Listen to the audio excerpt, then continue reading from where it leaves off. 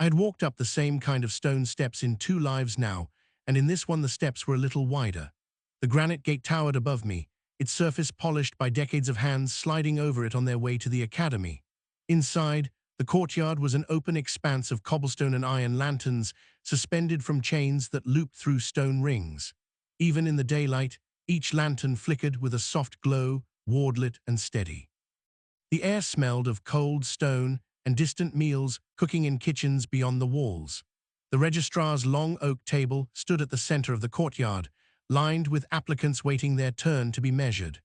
Warden trees framed the edges, their leaves whispering in the breeze that carried the faint scent of something burning from the direction of the kitchens. I walked past warded lanterns hanging in iron cages and noted how different they were from the simple oil lamps back home. Here, every lantern was maintained by a keeper who knew each one's voice and could sense when it needed care. In this academy, every detail seemed designed to maintain order, a stark contrast to my old school's wooden halls and dusty books. The registrar's table was surrounded by applicants, their murmurs rising and falling in waves as the measurement process continued. A line formed, and I found myself somewhere in the middle of it, behind about 100 other hopefuls. The air buzzed with anticipation, but beneath that lay an undercurrent of tension. Everyone here knew the stakes were high. 3 applicants ahead of me stepped up to the registrar's table. Each one placed their palm on the sigil-stone and waited for the readout. The first applicant was a girl with dark hair pulled back into a tight braid, her shoulders tense as she stood before the stone.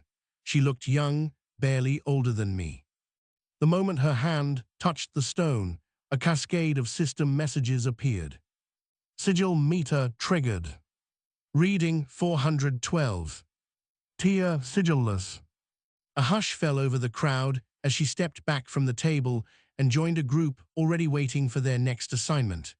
No applause followed, just an unspoken acknowledgement that her reading was expected. The second applicant was a tall boy with broad shoulders and curly hair that framed his face in chaotic waves. He stood confidently before the stone, his hand steady as he placed it on the surface. Sigil meter triggered. Reading 1890. Tia apprentice. A small murmur of approval rippled through the waiting applicants, but there were no loud cheers or overt displays of excitement. The third applicant was a girl with fair skin and dark hair tied back in a clip, her eyes sharp as she looked down at the stone beneath her hand. Sigil meter triggered. Reading 7001. Tia high sigil. The murmurs grew louder this time, a mix of impressed and envious tones filling the air. She stepped back from the table with a quiet nod to the registrar before joining her Tia's group. The apprentice directly in front of me turned around and waved me forward. I approached the sigil-stone, my steps steady despite the weight of expectations hanging over me. In the weeks leading up to this moment, I had rehearsed countless scenarios in my mind, how to handle every possible outcome from a null reading to an overflow. The Academy's measurement cap was 9,999, and any number above that would show as -1, an unmeasurable failure. I placed my palm on the stone. The instant it made contact, I felt the familiar hum of magic beneath my skin, a sensation I had known for hundreds of years, but was now meant to be a secret. Sigil meter triggered. Mana reading overflows. Display -1. Cohort assignment Sigilless. The registrar's face pinched in confusion as the readouts flashed across her screen. The murmurs from the crowd grew louder, a mix of curiosity and skepticism. She checked the meter again, her fingers hovering over the controls before she pressed them with deliberate caution. Across the courtyard, Headmaster Jai stirred from his seat on the dais. He leaned forward, his gaze sharp and assessing as he took in my measurement, then gave a small dismissive flick of his hand. His voice carried across the silent courtyard. Cohort assignment, Sigilless, he called out. Sit with the others, don't waste anyone's time. I bowed once in acknowledgement, a single quiet thank you, and walked across the courtyard to where my cohort had gathered. The Sigilless row was at the far end of the mat-lined expanse, set apart from the higher tiers that were already beginning to fill with applicants. I sat cross-legged on one of the mats, watching as another student stepped forward to place their palm on the meter. This was exactly what I had prepared for. The cost of being seen as embarrassing instead of terrifying was a price worth paying, a year's grace before anyone noticed me again. I kept my face neutral, absorbing the murmurs that rippled through the crowd like an undercurrent. The next applicant's sigil readout flashed on the registrar's screen, a mundane number within the standard range, and he took his place among those who had already been measured. I turned back to the row of mats, focusing on the routine of waiting and watching as others came and went. The dorm hall smelled like cold stone and the soap the refectory used on Tuesdays. I had been awake an hour before bells, a habit born from 2 lives. The sigil readout still floated in the corner of my vision, Sigil -1. It was a constant reminder of what everyone else thought I was, less than nothing. I found my assigned bunk in the long stone room, the third from the door. The space was narrow and shared with others who had arrived earlier. 8 bunks out of 12 were already occupied, each one holding the belongings of sigilless students. The small stove sat unlit in a corner, and 2 narrow windows looked onto the academy's east courtyard. I dropped my bag on the bunk and sat down, unlacing one boot with a sigh. Across from me, a girl was unpacking her herbalist's leather pouch, small clay vials, pressed paper bundles. She was short, brown-skinned, hair tied back with a scrap of green cloth. I didn't look directly at her, but I could hear her muttering to herself, almost inaudibly.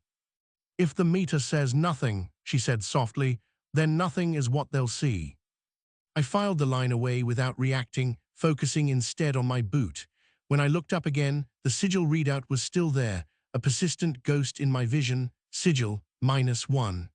And then, for the first time in my life, a second line appeared beneath it, a private modifier that nobody else could see. Sigil -1, no resonance. I sat with the new line for one breath, then another. The meter had never been this sophisticated before. In my prior life, the overflow was simply unmeasurable. But now, here and now, I had a second reading, a silent confirmation that everything was as it should be. I stopped staring at it, letting the readout fade slowly from my vision. The girl across from me continued her quiet work, packing away vials and papers into their designated places in the pouch. She seemed lost in thought, oblivious to my presence. I glanced toward the dorm window, watching the light begin to fade outside as the day drew to a close. The courtyard below was bathed in the soft glow of ward lanterns as the old man in a brown cloak moved steadily from one to another, lighting them for the night. I watched him work, my thoughts drifting to the nature of existence that eluded the Academy's instruments and the storms that had followed me in my past life. The lantern at the south wall began to flicker and sputter. Its ward was failing. Without hesitation, I brought my thumb along my index finger. The flickering lantern steadied, its light brightening once more. The old man continued his rounds without looking back. The lantern at the south wall steadied and held. Old Han, 3 lanterns away, did not look back. I let my hand fall, sat down on the bunk, and unlaced the second boot. I did not think about why the lantern had held. I went to sleep with the courtyard dark and the readout still glowing in the corner of my vision. The wake bell came at dawn, and 12 narrow bunks creaked at once as the sigilless cohort sat up. I had been awake an hour before the bells, but I pretended to be just waking now. The dorm was cold, stone underfoot, the smell of damp wool from drying robes heavy in the unlit air. My breath misted as it left my mouth. Minyi, tall and surly with a thin scar across his right palm from where he had tried to force a higher sigil reading, sat up first. He ran a hand through his hair and grunted something indistinct under his breath before getting out of bed. Yoon, quieter than most but always competent, was the second one up. She gave me a small nod as she passed on her way to the washroom. I slipped my feet into my boots, careful not to break the laces again. Yoon offered me a spare strip of cloth when I mentioned the broken lace. "It will do for now," she said quietly, and I accepted it without thanks. The corridor was dim as we moved down toward the refectory, the stone walls cold against my skin even through layers of woolen garments. Minyi walked ahead with a scowl on his face, muttering to himself about pointless classes and unfair placements. Yoon followed behind us, her presence a steady calm. The refectory was already bustling by the time we arrived. Long oak benches lined the walls, divided into sections based on sigil levels. The apprentice tables were nearest the warm hearth at the far end of the hall, while our tables sat closest to the cold stone wall, farthest from the warmth and light. Breakfast was millet porridge and a strip of pickled root. At the sigilless table, we ate quietly, the sound of wooden spoons scraping against bowls the only noise in the room. Across the hall, Headmaster Jai glanced down from his dais once as he made his way to the upper tiers for breakfast. I did not meet his gaze. The wake bell chimed again, signaling the end of breakfast and the start of classes. We left the refectory in silence. The class was held in a converted storeroom on the lowest floor of the academy, where the air grew cold and damp. The room had one high window, letting in just enough light to illuminate the faded runes carved into the stone walls. 12 mismatched chairs were arranged in a loose semicircle, each occupied by a student from our cohort. At the front stood the instructor, her robes barely brushing the ground, as she began to explain the basics of warding. First, she said, holding up a piece of wood with chalk attached, "The grip is everything, hold it like this." She demonstrated, curling her fingers around the stick and resting her thumb gently against the side. "Now draw the rune." The basic stabilizer rune was simple, 3 lines converging at the center, forming an equilateral triangle. The instructor explained that maintaining a threshold of mana, around 50 units, was crucial to making it hold. "We'll practice this today," she continued. "Everyone will have 3 attempts. Ready?" Most of us were silent as we prepared our chalks and drew runes on the wooden boards provided for each student. Minyi scowled at his board, but made no effort beyond that. The instructor walked around, observing our attempts with a practiced eye. Yoon was first up and managed to get her rune to hold for several seconds before it faded away. It was my turn next.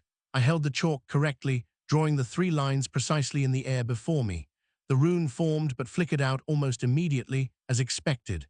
I repeated the exercise twice more with similar results. My runes failed each time. Hae-rim stood at the back of the room, her sigil score low yet her precision strikingly high. She drew her runes with meticulous care, nearly perfect in execution. The instructor's eyes passed over me without comment. She had seen this pattern before. Someone with a failing grade who could hold the chalk and draw cleanly, but whose runes refused to stabilize. Hae-rim was next up for her attempts. She moved to the front of the room and drew the rune with an almost surgical precision that belied her low sigil score. The instructor watched closely as Hae-rim's 3rd attempt flickered slightly before fading entirely, leaving only a whisper of energy lingering in the air. The class bell rang. We filed out silently. The late afternoon sun filtered through the open doorway of the herbalist's shed, casting a golden glow over the hanging bundles of dried mint and crushed bay leaves. The small brazier in the corner steamed gently as a kettle sat atop it, its metallic ring ticking softly with each passing moment. I entered the shed to find Hae-rim already there, sitting on a low stool and sorting pressed paper bundles into a wooden tray. She didn't look up when I came in, her fingers moving methodically over the herbs. A small cut on my right hand from breakfast caught my attention as I moved toward the bandaged drawer. Inside the drawer, I found the supplies I needed, a clean cloth strip and some salve, and set to work wrapping my injured hand. Hae-rim watched me silently as she had been sorting through her own herbs. "You were ready for the -1, weren't you?" she said suddenly, breaking the quiet. "I had time to think about what could happen," I replied, tying off the bandage with a final knot. She nodded slightly, watching my hands as they finished the wrap and tightened it carefully. "I came here ready for what they'd do too," Hae-rim added after a pause, her eyes meeting mine briefly before returning to her work. A moment of silence followed, broken only by the soft ticking of the kettle on the brazier. With the bandage in place, I stood and made my way toward the door. As I left, we exchanged brief introductions. "Kang Si-woo," I said, naming myself as I stepped out into the garden. From Naju. Yun hae-rim, she replied quietly, in Sadong. The shed receded behind me in the late light as I made my way back toward the dormitory. The dormitory was silent, save for the faint hum of mana seeping through the stone walls and the steady breaths of my sleeping classmates. I lay on my bunk, eyes open in the darkness, listening. The wall to my left whispered a barely audible tune. A small ward embedded in the mortar generations ago was fraying. Most people would not notice it until it leaked enough to cause discomfort or nausea for everyone sharing the space. I turned onto my side, facing the wall, and placed my palm flat against the cool stone. A familiar warmth spread from my fingers as I brushed my thumb along my right index finger. The ward hummed back under my touch, its tension easing into a clean resonance. The fray closed seamlessly. Ward stabilized. Trace null. Status silenced. The new readout shimmered in the dark, the status line appearing for the first time on my private sigil meter. 2 bunks over, hae-rim breathed slow and steady in her sleep. My palm stayed on the wall a moment longer. The stone was warm where the ward had closed. I rolled onto my back, took the hand away, and lay watching the ceiling beams in the dark. The reading hung in my vision for a long moment and then dimmed. I let it go. The dorm slept around me. The wall held. The spar court was at the south wall, a sand-floored circle ringed by 3-stepped tiers of stone bench. The morning air was sharp and cold, carrying with it the faint smell of wood smoke from the academy's kitchens far away. Students milled about the benches, filling seats in groups that mirrored their social standings as clearly as if painted there. I found a spot on the bottom tier where most of my cohort gathered. Yun sat beside me, her sigil readout flashing sigil 217. With each step she took down to our level, she leaned over and whispered, Choi Do-yoon, pointing across the gap at the high sigil tier above us. Choi Do-yoon was easy to spot even without Yun-young's prompt. He stood tall, his robes cut sharply and his hair tied back with a strip of dark blue silk. His posture was effortless, as if he had been born standing there with everyone else watching him. A quick glance from him in my direction did not draw any response. I looked away and took my seat. The other Sigilless students trickled in around us. Minyi, tall and surly with a sigil, 89. Readout glowing on his wrist. Yun-young's friend Hyung-sik, who rarely spoke but had an imposing presence at sigil, 205, and hae-rim, whose sigil flickered at sigil, 312, as she took her place near the back of our tier. Above us on the dais sat the combat instructor and one of the academy's senior elders. The instructor cleared his throat to begin the session, explaining that the high sigil cohort would demonstrate their skills for an hour before a small spar lottery was held between them and one of us Sigilless students at random. I noticed hae-rim watching Choi Do-yoon intently from her spot near the back. The high sigil students began to move, shifting into their demonstration stances on the sand below. They were well-trained and clearly confident, their movements fluid and precise. Choi Do-yoon remained in place for a moment longer, surveying us before stepping down with the rest of his cohort to begin the demonstrations. As the instructor called out the first demonstrator from the high sigil tier, I turned my attention back to the sand circle below where the class was about to unfold. Yun-young, beside me on the bottom tier, watched with the neutral attention of someone who had seen this before. Hae-rim sat 2 seats over, her hands folded neatly in her lap, eyes fixed intently on the sand circle below. The demonstrations were fast and clean exchanges of magic-augmented combat that the Sigilless cohort had never been allowed to attempt. Each pair moved with precision, their movements a dance of power and control. At the end of the hour, the instructor gestured for the small lacquered box to be brought down from the dais. 12 wooden lots, 1 per Sigilless student, the lottery. The instructor pulled one out without looking and read the name aloud, Kang Si-woo. A small ripple ran through the Sigilless tier.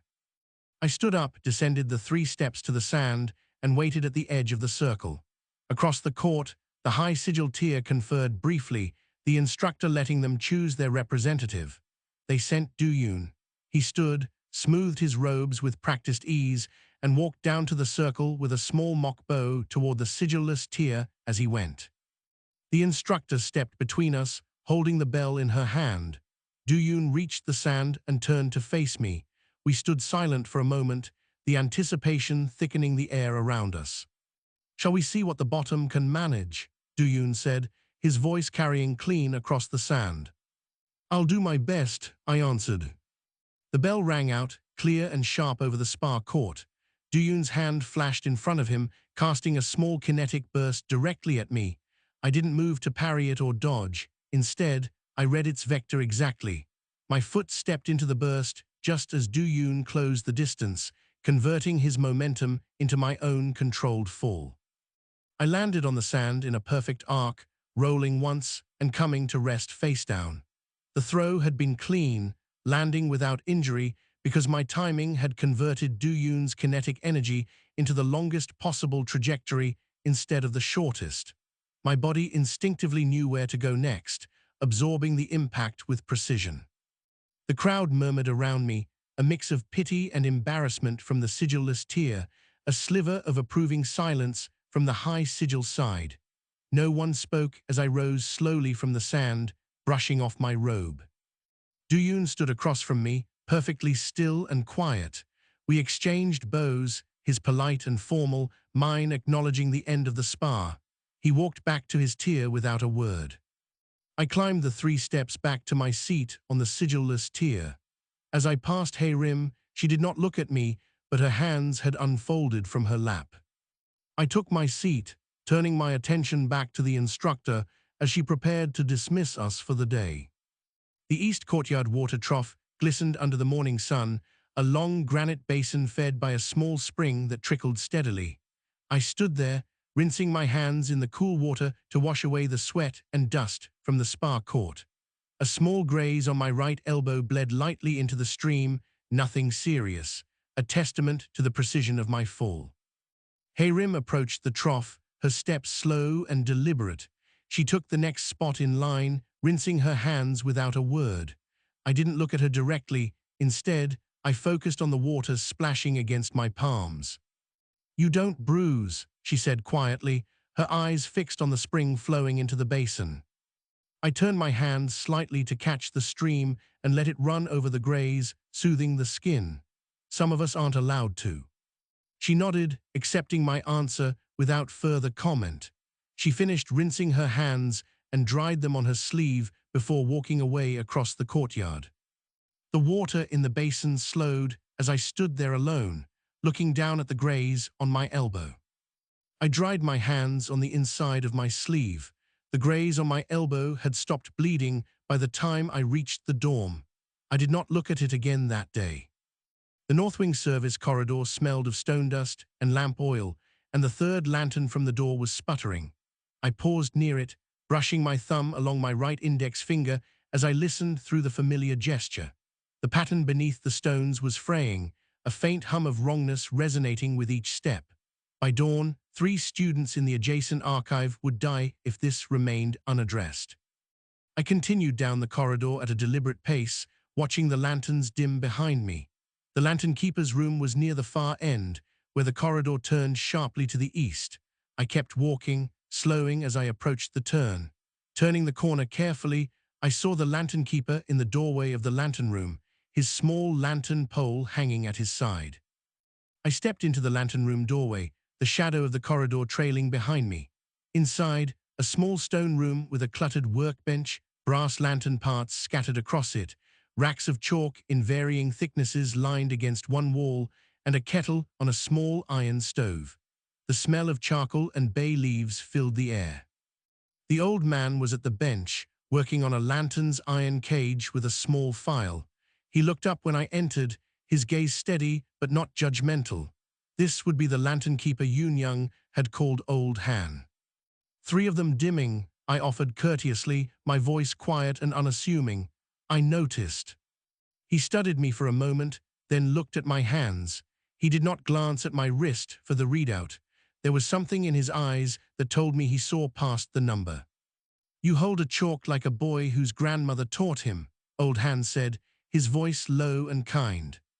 "She did," Old Han nodded once, setting down the file on the bench. He reached into his leather pouch of chalks and pulled out a thin piece. "We'll start with this one," he said, gesturing toward the first failing lantern in the corridor. As we walked back along the dim passage, Old Han mentioned that the lanterns had been twitchy for 3 weeks, but the Academy's senior warders hadn't found the time to check them yet. I filed away his words, noting the pattern of neglect and imbalance beneath our feet.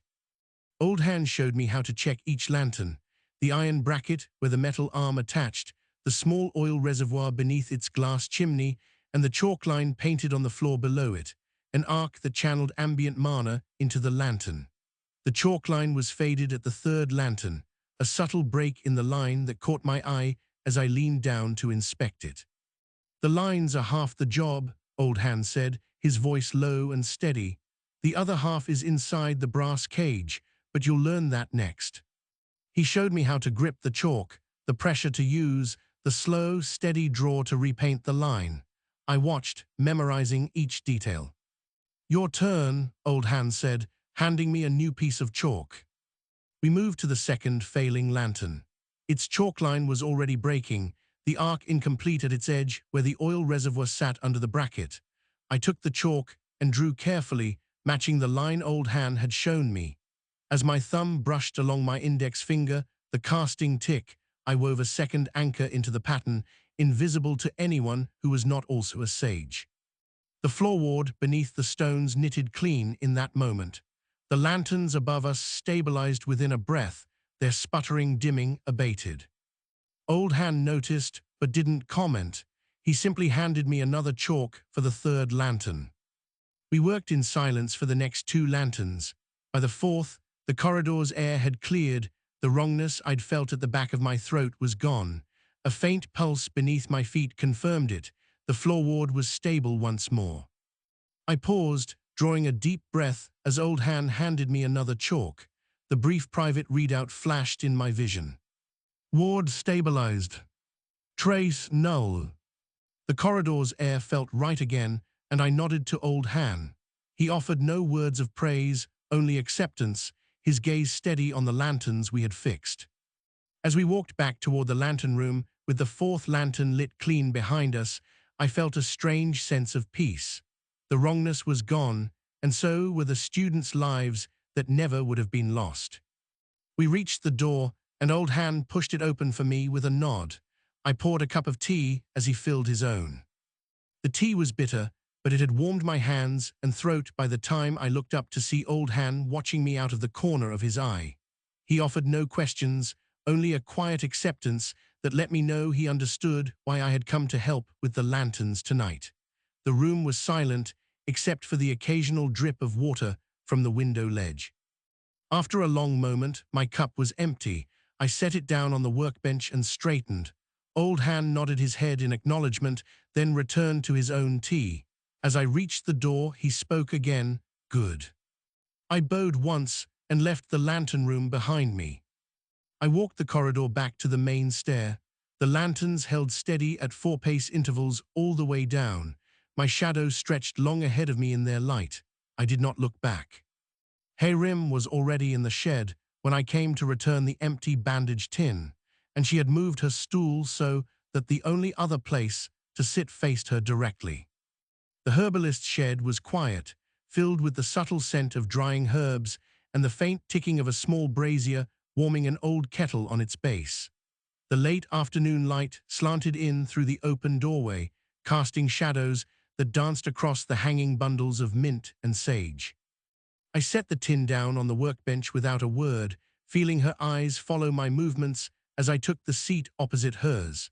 She had clearly been waiting for this moment, and I knew why she wanted to talk.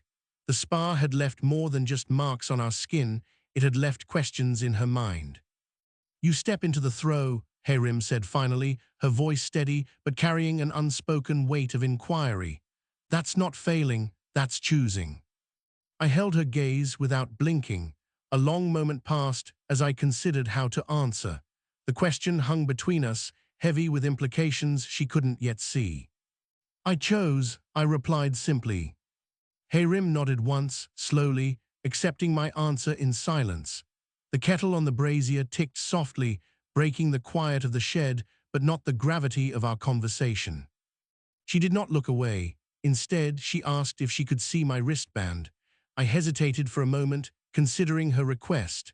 Then, after another beat, I unfastened the thin warded silver band from my left wrist and handed it across to her. She took it in her open palm, careful not to slip it onto her own arm. The sigil readout appeared in her vision, Sigil-1. I watched as she turned the band over, examining it closely.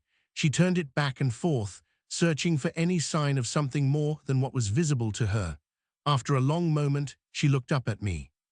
"All I see is the -1, she said quietly. "No second line, nothing else."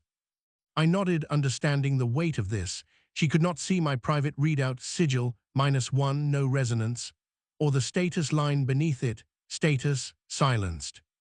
"What I see is more," I told her plainly, "but I can't show you, there's no proof." She was quiet for a long time, staring at the band in her hand. Then she handed it back to me without another word. I fastened the wristband onto my left wrist again, and the public -1 was visible to both of us once more.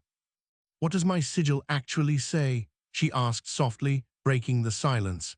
Her voice was steady, not betraying any of the turmoil that must have been churning inside her. "It says you measure carefully," I replied, watching her closely. "It doesn't say what you are." Hae-rim's gaze held mine for a moment longer before she nodded once, decisively. The nod was both acceptance and understanding. She stood then, moving away to the brazier in the corner. "I have to go feed the brazier," she said, without turning back. I stood as well. "Thank you for the bandage 3 days ago." She gave me a brief nod without turning around. I turned then, stepping out into the garden where the last rays of light painted everything in hues of orange and purple. The air was cool against my skin, carrying with it the scent of night-blooming jasmine from nearby bushes. I walked the path to the dorms quietly, my steps steady as the dusk deepened around me. The dorm was dark, the heavy curtains pulled tight against the late-night sky. The other students in our room were asleep, their breaths slow and even. My bunk creaked softly beneath me.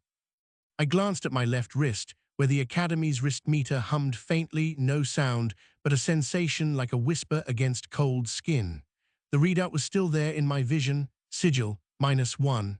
The private line below it still read Sigil-1, no resonance. The conversation with hae-rim lingered in my thoughts, her questions, her belief despite the lack of proof. In the quiet darkness, a cascade played out across my vision. "Cast register opaque. Trace erased. Status untraced." I held these lines in my mind, letting them settle into place. The advancement was not about the number of times I had cast magic, only a few minor spells to mend cracks and fix lanterns. It was about the count of times the Academy's instruments had failed to register me at all. Each instance built upon one another, invisible threads weaving together until they created something stronger than any single action. 2 bunks over, hae-rim breathed slow and steady in her sleep. I lay watching the ceiling beams in the dark. The reading hung in my vision for a long moment and then dimmed. I let it go. The dorm slept around me. Hae-rim slept 2 bunks over. The academy slept around us both. I let it sleep. Yoon woke me with a hand on my shoulder before the dawn bell, holding the summons slip the herald had pinned to the dorm door overnight. The paper was cool from wards and damp, with morning condensation where it lay pressed against stone overnight. I took it, unrolled it slowly, felt the weight of its intent. The dorm was dark when Yoon roused me. Lanterns flickered at irregular intervals down the corridor. The rest of the cohort began to stir around us. Minyi's bed creaked as he shifted restlessly, muttering under his breath. Yoon spoke softly. "The hearing is routine," she said. "The elders review once a year whether to keep or dissolve the Sigilless cohort." Minyi snapped up at her words, voice low and bitter. "They want us gone. We're a stain on their numbers." Yoon turned him with 2 words, "Be quiet." She looked back at me. "You've never been through this," she said.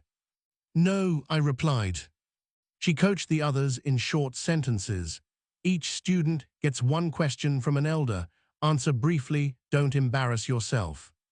Hae-rim sat up straight on her bunk but didn't speak. Her eyes were fixed on Yoonyoung's face as she talked, absorbing every detail of what was to come. I asked her one thing, what did you say last year? I said I was grateful to be at the academy, she answered. We dressed quickly and filed out of our room. The corridor outside was cooler than inside. We moved silently toward the refectory for a quick breakfast before third bell. We ate in quiet resolve, knowing what lay ahead. The Hall of Elders was a grand chamber, its stone floor cold underfoot, and the morning light filtering through 6 narrow windows high in the vaulted ceiling. The room stretched far ahead to a raised dais where Headmaster Jai sat, flanked by 4 senior elders, their faces stern and unreadable. Below them, 12 marks were etched into the stone floor. Each one was a station for one of us, the Sigilless cohort. The air inside the hall felt thick with the weight of history and expectation. I had heard versions of this speech before in my previous life, at another academy. The institution did not change. Headmaster Jai's voice cut through the silence as he began. This is the annual review of the Sigilless cohort. Our external pass rates are under scrutiny, and the standing question remains whether we should retain or dissolve the bottom tier. His words were clinical, devoid of warmth. He continued by reading a paragraph from the Academy's charter, the section that allowed for the dissolution of the Sigilless cohort if it was deemed detrimental to the institution. The elders listened intently, their expressions unchanged. When he finished, Headmaster Jai laid out the format. Each student will be asked one question. We begin now. The first student stepped forward from her mark on the stone floor.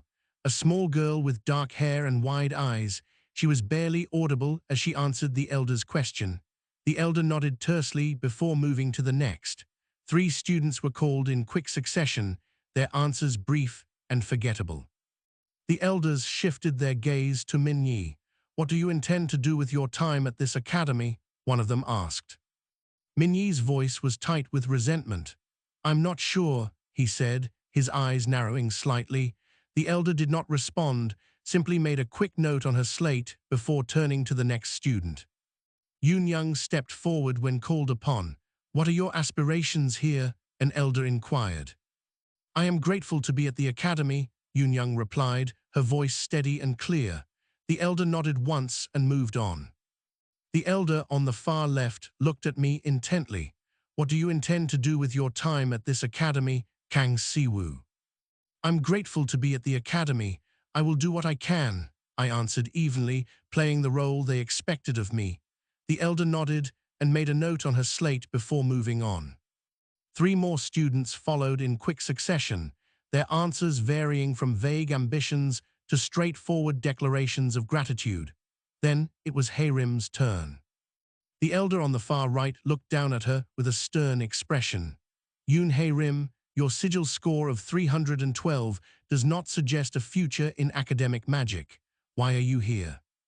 Hae-rim took a breath before speaking. The meter measures how easy the world made it for us, she said, her voice steady. Her eyes met mine for just an instant before returning to the elder. Not everyone in the academy needs to be easy. Some of you need to be in rooms with people who have to think about every step, or you stop thinking yourselves. Headmaster Jai leaned forward slightly as hae-rim spoke, his expression shifting ever so subtly. He nodded once before leaning back into his seat, eyes narrowing thoughtfully. The elder paused for a long moment, clearly considering hae-rim's words. When he finally spoke, it was with a tone of quiet respect. Thank you, Yoon hae-rim, he said, making a note on his slate. 3 more students answered questions that were forgettable in their banality before the last student returned to her mark. The elders began conferring quietly among themselves on the dais, heads bent together in discussion.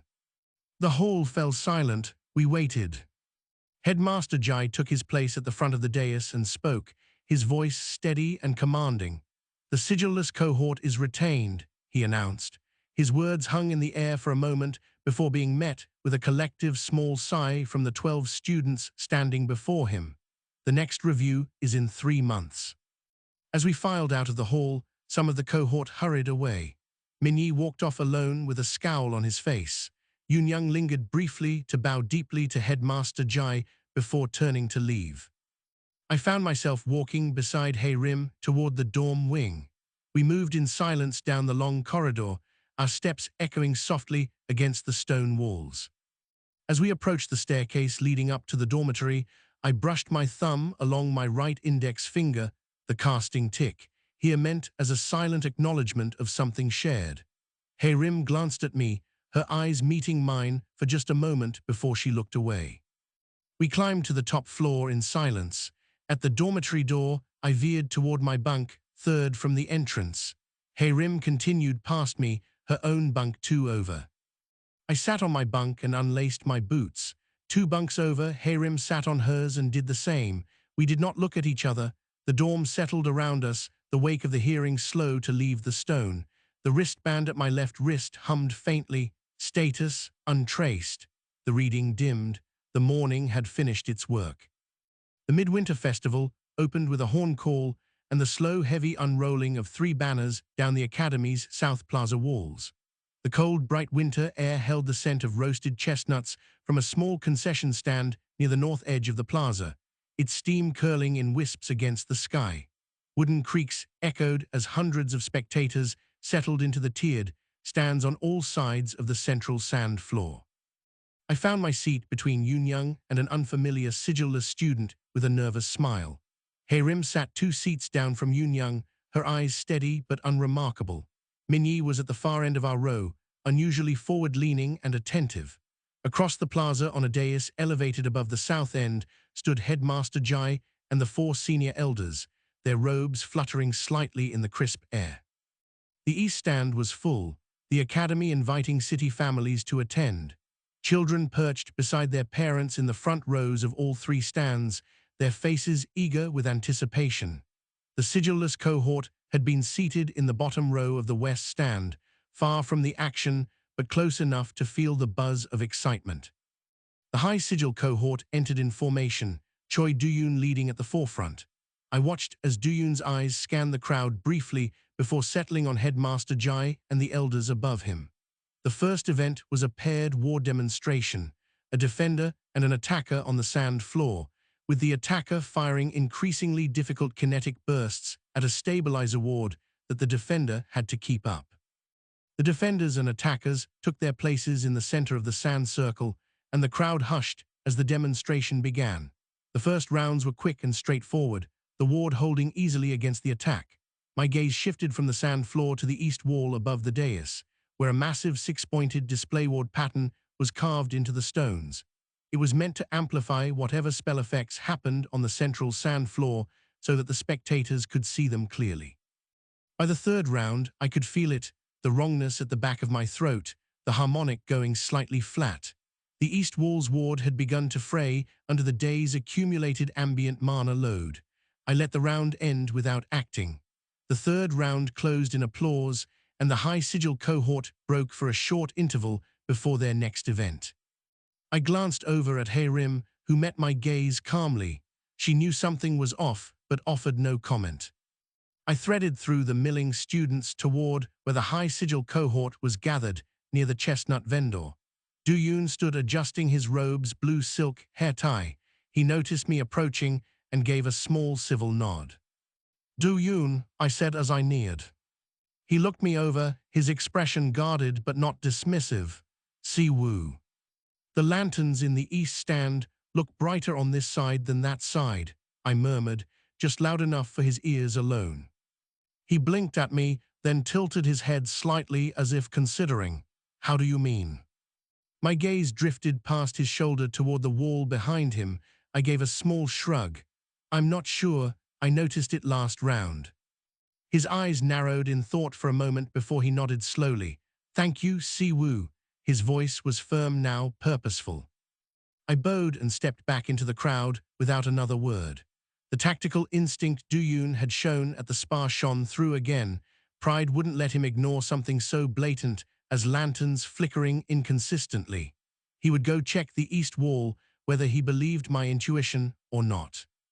I moved swiftly, positioning myself near enough to read the fraying pattern of the east wall display ward without being conspicuous.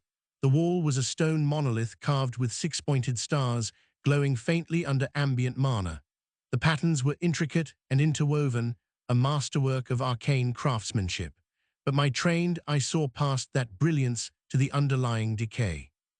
A short distance away, Du-Yun headed toward the wall with two of his cohort mates in tow. They exchanged nods and words as they walked, a subtle show of cohesion and confidence among the high Sigil students.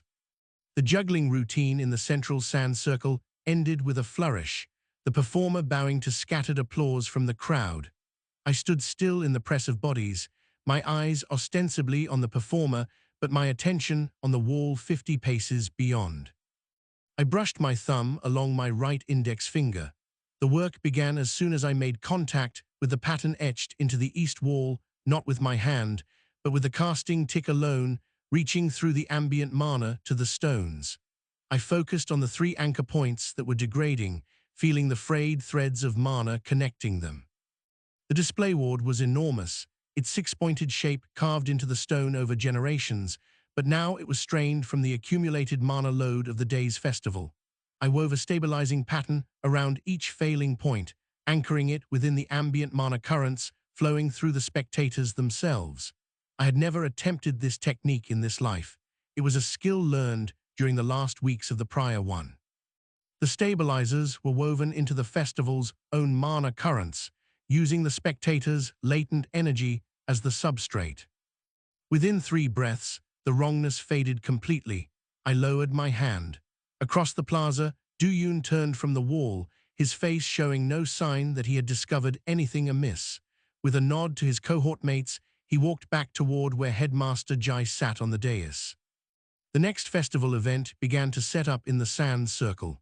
The crowd cheered for the new performers, unaware of the hidden work that had just taken place. I took a deep breath of cold winter air and turned my attention back to the festivities, blending into the background once more. The festival continued on without further incident. Each event drew more applause and excitement from the crowd. The east stand was safe for the remaining spectators, including the children who would have been in harm's way if the display ward had failed. The crowd began to thin as the elders made their descent from the dais. Headmaster Jai stepped forward once more, his voice carrying across the plaza despite the growing murmur of dispersing spectators. "Today has been an excellent demonstration of our academy's abilities," he said, looking around at the assembled crowd. "It is through such attention to detail that we maintain our legacy as guardians of the arcane arts. A young man of the high Sigil cohort showed today the kind of attentiveness this academy values. Choi Du-Yun, please stand." I looked across the plaza, just long enough to see Du-Yun rise from his seat. The crowd applauded politely as Headmaster Jai nodded approvingly. "Indeed," Jai continued, "the academy is well served by students who notice."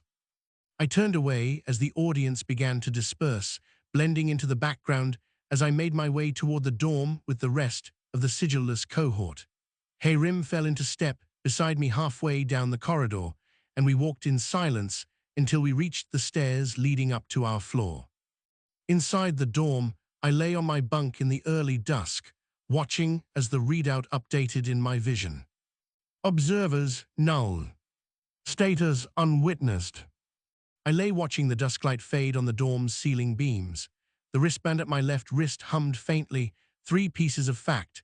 The festival was finished. A standful of spectators had gone home. Choi Du-Yun's name was written on the elders' slate today. I let the readout dim. The dorm settled around us. 2 bunks over, Hae-rim turned onto her side, facing the wall. Yoon-young handed me a folded slip of paper at breakfast and said only, "Archive, 2nd floor, quarterly returns, take your time." The refectory smelled like warm bread and freshly ground black pepper. I pocketed the note without comment. The corridor outside was quiet post-breakfast hour. No one was in class yet. The morning light stretched down the stone hall, cold through the high windows. I passed a Sigilless boy on my way up to the 2nd floor archive, one of the 12 students in our cohort who I barely knew well enough for more than polite nods. He looked up from his book as I walked past, but he said nothing. I continued to the stairs, the old vellum smell growing stronger with each step. The archive was a stone hall above the library proper, two long oak tables flanked by shelves of bound ledgers going back decades. The light through the small barred window high in one wall cast shadows that moved across rows of books and papers. I had spent decades in this room, in another life, but now it felt different, the air colder, the light sharper. I hesitated outside the door for a moment. Every doorway in this academy held a memory attached, waiting to pull me back into who I was before I disappeared. The cost of remembering was that every time I stepped through a threshold, something old fell away. I opened the door. My foot crossed into cold stone and vellum-scented air. The archive was quiet, save for the soft rustle of papers being sorted on a nearby oak table. A young woman in second-year robes stood by that table, her back to me as she bent over a stack of documents, sorting through them with practiced precision. I knew this face. She was Choi Jae-hyun, and in another life, she had been everything to me. My heart gave a sharp pang as I watched her hands, calloused now from the rigors of warding, but not in the same way I remembered. In my past life, these hands had tended herbs before turning to the academy's work. This Jae-hyun had only ever known the academy, and it showed. She straightened up at the sound of my approach, turning her gaze toward me with a professional nod that held no hint of recognition. "Sigilless cohort, you're here for the quarterly returns," she said without preamble, her voice cool but not unkind. I nodded, trying to keep my expression neutral. "Yes, Yoon-young sent me." She pushed a thick ledger across the table in response, its cover marked with red ribbons that flagged the quarterly returns. She watched as I took a seat opposite her and opened the ledger, her eyes lingering on my face for only a moment before returning to mild detachment. The ledger before me was a dry affair, filled with columns of hours and attendance records for each member of our cohort. Yoon-young's name sat atop the list where my signature would go, confirming her role as liaison between us and the academy bureaucracy. I worked through the pages methodically, the vellum crisp under my fingers, the morning light slanting through the small barred window high on the wall. As I reached the last page, Jae-hyun's voice cut through the silence like a blade. "The academy doesn't owe charity to the bottom cohort," she said, her tone devoid of emotion but carrying an undeniable conviction. "If your records show you're not pulling weight, that's the cohort's problem to fix, not the academy's." I paused, the pen hovering over the ledger. In my previous life, Jae-hyun had been a beacon of warmth, a student who believed in the inherent worth of every person. Now she was a cog in the machine, operating with cold efficiency. "I understand," I said quietly, signing Yoon-young's name on behalf of the liaison and pushing the ledger back across the table. She glanced up briefly, her eyes meeting mine for only an instant before returning to her work. I stood, my movements slow and deliberate. Bowing slightly, I walked toward the door. As I reached the threshold, Jae-hyun added almost as an afterthought, "Don't take too long with the returns next quarter." I nodded without turning back. The door closed behind me, leaving only the quiet echo of my footsteps in the empty corridor. The corridor was empty, and I walked slowly along its dimly lit length until I reached the garden gate. The herbalist's shed stood just beyond, a small structure with a barred window that let in shafts of morning light.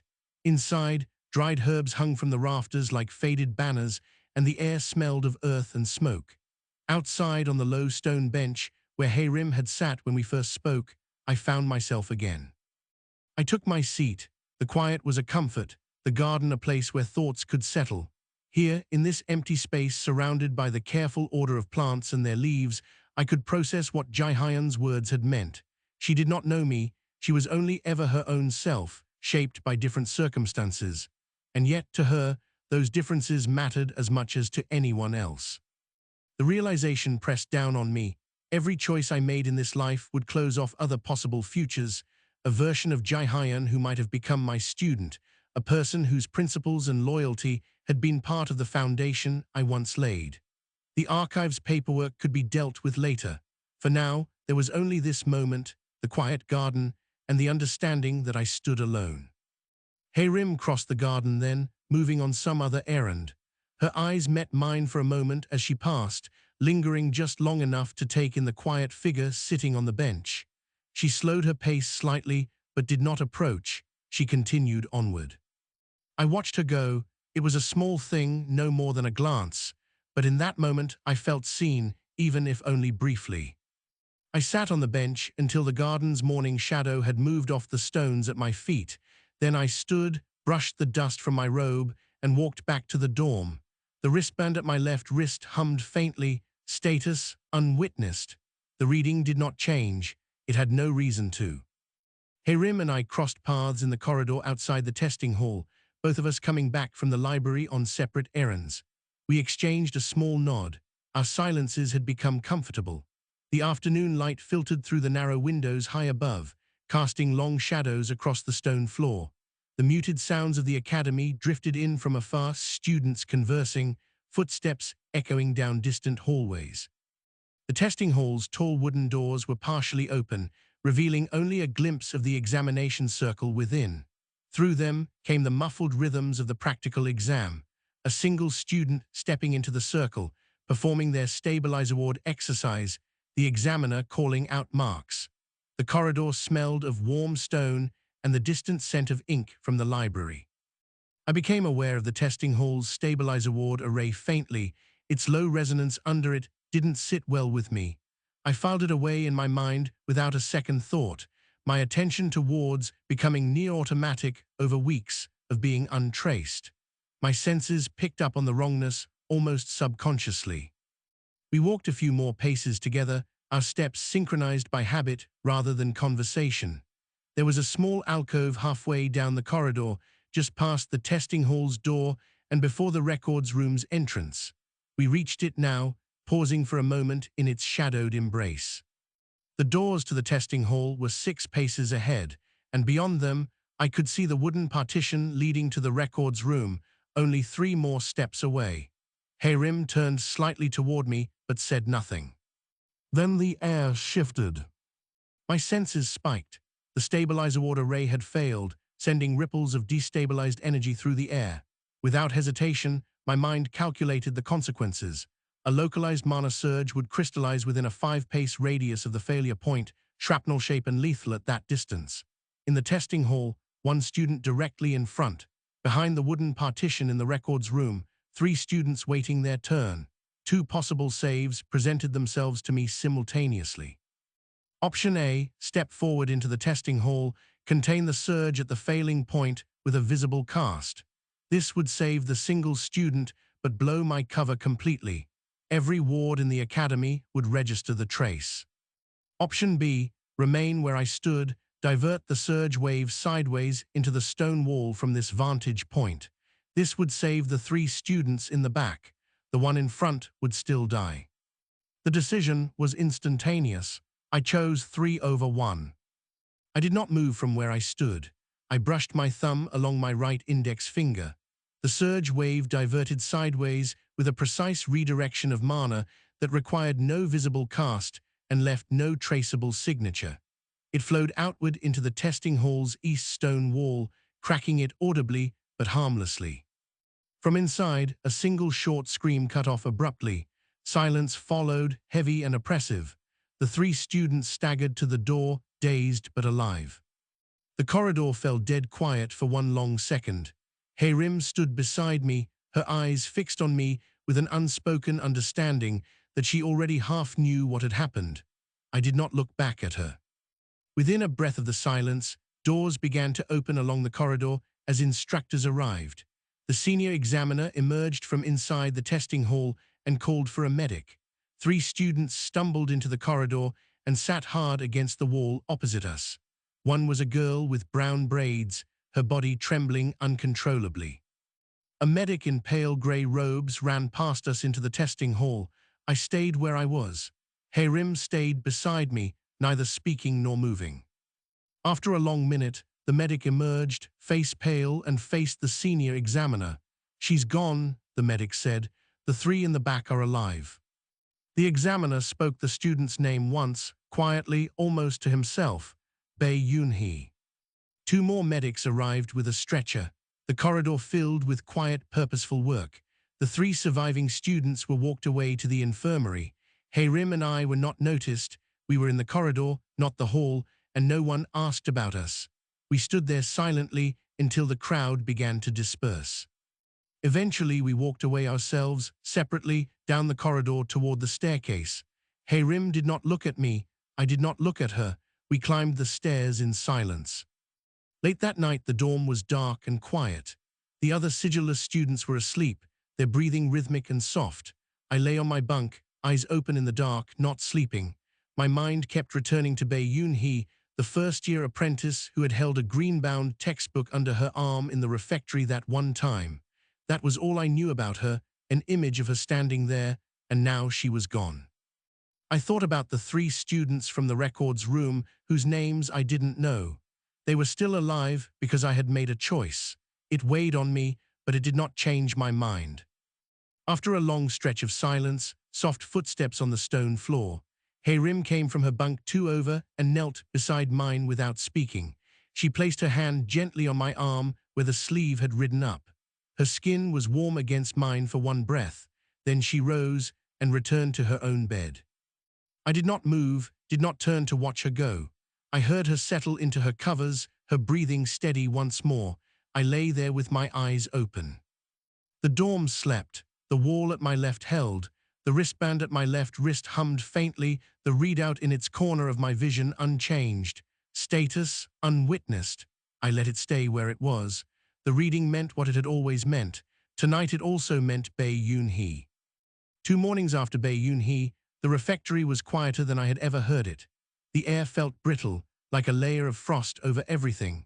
Instructors moved quietly through the space, their robes whispering against each other as they passed between tables. At our usual table farthest from the warm hearth, my Sigilless cohort sat in subdued silence, each lost in thought or staring at the bowls before them. Yoon-young was across from me, her expression distant and somber. Hae-rim 2 seats down had only a spoonful of porridge left in her bowl. Min-yi sat unusually quiet at the far end of our table. The refectory's tall windows let in a flat grey winter morning, casting long shadows over the wooden benches. The creaking of the long benches was quieter than usual, the rattle of spoons against bowls nearly absent. Across the hall, the high sigil and adept tables ate with their usual quiet confidence. At one of those tables, the nearest to the dais, where the academy's senior students sat, Park Han-sol was at the head. He was a 4th-year student, robes cut sharper than any other I had seen, his hair tied back with a strip of dark red silk, in contrast to Do-yoon's blue ribbon. He carried himself with an easy authority that spoke volumes about who he was and what he would become. His laughter rang out once at something one of his cohort mates said, a clean, clear sound that seemed to echo through the silent space. I noticed him the way one notices weather. It was there, impossible to ignore. I had never spoken to Park Han-sol. I didn't know his name beyond what everyone else in the academy whispered about him. Across the hall, Park Han-sol stood from his table, finished with breakfast. He began to make his way toward the refectory's main doors, his path leading past our usual table. As he walked, his robes swayed slightly with each step, a calm and measured motion that set him apart. As he reached our table, he slowed half a beat. He did not look at my face. He looked at my plate and said quietly, pitched only loud enough for me to hear, "Good morning, Han Seong-jo." Then he resumed his pace and was through the doors. I did not move.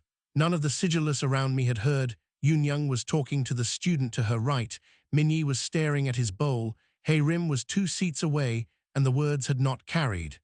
I set my spoon down beside my bowl with deliberate care. The Sigilless cohort filed out of the refectory in a slow, deliberate line, each student lost in their own thoughts as they made their way down the corridor. Yoon-young and I walked side by side, our usual pace steady. Hae-rim fell into step behind, her presence a quiet anchor. I felt his words echoing through my mind like a bell tolling in the empty halls of a long-abandoned temple. The weight of the statement settled deep within me, a cold stone pressing against my chest. He had used the name I was not supposed to know. He knew who I was, or rather, who I had been. The implications were stark and immediate. Another reincarnator existed at this academy. Park Han-sol, the star fourth year with a sigil that pierced close to overflow, 9,998, had deliberately used the name I had chosen to leave behind as a greeting. It wasn't a question, it was a statement of fact. I slowed slightly, allowing Yoon-young and hae-rim to drift ahead while I processed methodically. Han-sol had chosen his words carefully, confirming he knew exactly who I was without any need for confirmation. He had watched me long enough to be certain. Since when? The entrance exam, the spar, the festival. I dismissed the idea of him being friendly. There was too much history buried beneath the surface for a simple greeting to bridge that gap. Yet he had not approached me before now, which suggested something more complex was at play. Was he watching me as an ally or an enemy, or perhaps something entirely different? For now, I filed these thoughts away. He had approached me. He would take the next step. Hae-rim caught up to me halfway down the corridor, her presence a silent support. She had not heard his words, none of them had, but she saw the change in my face from breakfast. Her eyes met mine briefly, but she did not ask questions. We reached the staircase and parted ways without a word. As I climbed the steps alone, each stair felt like an anchor to reality. The dorm was dark and quiet, the other Sigilless students asleep in their bunks. I lay on my back, eyes open to the faint glow from under the door that marked where the hallway lights lingered. My thoughts drifted between Bae Yoon-hee's absence and the morning's cryptic greeting. The weight of his words pressed against me, a reminder that the world was shifting around us all. I turned my focus inward, considering what protections I still had in place. For 3 weeks now, I had been unwitnessed, my casting invisible to the Academy's instruments, but records and logs were another matter entirely. If he started leaving notes about me or marking me as a student to watch, the bureaucracy would eventually catch up with my identity. The written word was an anchor I could no longer afford. I reached out with a control that felt both familiar and new, touching the parchment wards that bound the Academy's written records to the ledger spirits. My thumb brushed along my right index finger as I nudged them gently. The wards accepted my touch without resistance, and the cascade played before me. Ledger blank. Records opaque. Status unspoken. I had not moved from my bunk, but a new layer of protection now shielded me. The Academy's records would lose any written record pertaining specifically to me within 3 days of its writing. I lay in the dark a long time after that. 2 bunks over, hae-rim slept. Somewhere in the Academy, in a dorm I had never visited, Park Han-sol slept too. I did not yet know which of us would be the one to act next. I let the readout dim and waited for sleep that took most of the night to come. The note was tucked into the spine of my herbalist index reference book, where I would find it, but no one else would think to look. A small white slip of paper, unmarked except for a brief message written in precise handwriting, someone who had done this many times before, North Observatory, tonight, after 3rd bell. I unfolded the paper and read it once more, my eyes tracing the neat script. Then I folded it back into the book's spine. The note was an invitation to a private meeting, on a rooftop under the night sky, with someone clearly older and stronger than me in this life. Standard worldly caution urged me not to go, but understanding what came next required understanding who Park Han-sol was and what he wanted. I set the book aside and undressed for bed casually, my movements deliberate yet unremarkable. No one in the dorm would notice anything different about my evening routine. As I lay down, I closed my eyes and waited, listening to the distant hum of the Academy settling into night. 3rd bell sounded through the halls, a low chime that marked the end of the day and the beginning of rest. The dorm was now silent, except for the soft breathing of my classmates as they slept. Without making any noise, I rose from my bunk and slipped out of the room. The corridor lanterns had dimmed to a soft glow, casting long shadows that stretched and twisted with each step. I followed the familiar route down the main hall to the narrow north wing stair. The stair itself was unlit. Only a faint glow from the last lantern in the corridor filtered through the darkness. I climbed by touch, my hand finding the rough stone wall and the worn wood of each step as I ascended. My feet knew the path. With each step up, the cold grew sharper, biting at my skin and sharpening my senses. The narrow stair opened onto the wooden boards of the unused rooftop, worn smooth by years of exposure to wind and rain. A low stone parapet marked the edge, with no railing inside to break the open expanse below. The platform was empty save for Hansol, who stood at the far end, his red silk-tied hair stirring in the cold breeze. He turned as I approached. He gestured silently to a spot several paces away, close enough to talk, but far enough that neither of us could reach the other quickly. The stars above were sharp and clear, casting a faint light over the academy's rooftops, which in turn overlooked the distant capital city below, a scattering of fallen stars from some celestial sky. Hansol did not bow as I arrived, nor did I bow to him. We stood facing each other across the cold air, our breath visible like puffs of smoke that dissipated into the night. For a long moment, we simply looked at one another without speaking. "How did you die last time?" he asked. I felt the weight of that moment, the burden of my past life carried within me. "I held a line that should have been held by 20 people," I replied softly. Hansol nodded, his expression somber as he processed my answer. "The world will always need someone to hold the line. Better that someone be us than that someone be the next generation who hasn't learned." His words struck a chord within me, and I knew our disagreement was inevitable. If we hold the line so well that no one else can, the next generation will never learn to. The world will always need someone, but it doesn't have to be the same someone. Hansol's eyes narrowed as he met my gaze. "You're disappearing again. You did it last time. It killed you." I felt a pang of frustration at his words, but I refused to let them define me. "I died because I held the line, not because I disappeared. I'm not making that mistake again." Hansol sighed deeply, shaking his head slightly. "Then we are on opposite sides of the same wall." I nodded back to him, understanding the gravity of our divergence, but also the necessity of it. We stood at the parapet for a moment longer, the cold night air cutting through the silence between us as the wind shifted slightly around us. I turned and walked back to the stairs. I walked down the narrow stairs, the echoes of our conversation lingering in my mind as I moved through the darkened corridors back toward the dormitory. The night was quiet. The chill seeped into my bones from the stone walls. The others were asleep when I returned.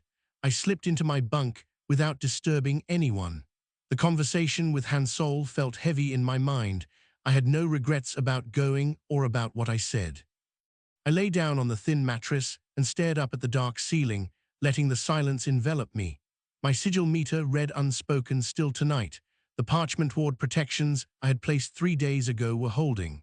Hansol might decide to write notes about me in the Academy's records, but those notes would blank within 3 days of writing. For now, I was safer than I had been this morning. I lay in the dark and listened to the dorm breathe. 2 bunks over, hae-rim slept. Somewhere on the Academy's north roof, Hansol was probably still at the parapet. We had said what could be said. The next move belonged to whoever moved next. I was halfway down the lower floor service corridor on Yunyang's errand when I felt it, a place in the air where the wrongness had been recently and was not anymore. The corridor smelled of cold stone and damp mortar. My sandals made soft thuds against the worn floor tiles. I paused at the southwest corner of the corridor, close to the wall where a small service door led to the storage room. Here, the air felt cleaner, as if it had been recently brushed by someone with a skilled hand. I brought my thumb along my index finger and listened closely. The signature was faint but unmistakable, a herbalist's binding pattern laid over a chalk stabilizer technique. The signature was precise, yet unfamiliar, not my own work or old Han's distinctive angle on the final stroke of his lines. It was also not Hansol's. He would have made an announcement if he had fixed something so small and inconsequential. The herbalist's grace beneath the chalk line suggested someone who knew both disciplines well.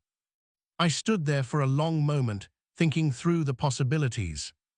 I continued down the corridor to deliver the sealed envelope to the quartermaster's office at its end. The errand took me no more than a few minutes, but when I returned, my mind lingered on the corner where I had felt the fix. As I walked past it again, I knew exactly what I was looking at, evidence of someone quietly doing their duty. The faint echo of the ward fix lingered in my mind like a whisper of chalk dust on cold stone. Instead of heading directly to the dorm wing, I found myself pausing in an alcove halfway down the corridor. The dim light from a lantern spirit flickered gently against the walls, casting long shadows across the narrow space. I sat down on the cool stone floor and let my mind wander through the details of the fix. It was precise, almost elegant in its execution, a herbalist's touch over the standard chalk stabilizer pattern. No one else here at the academy knew both those techniques.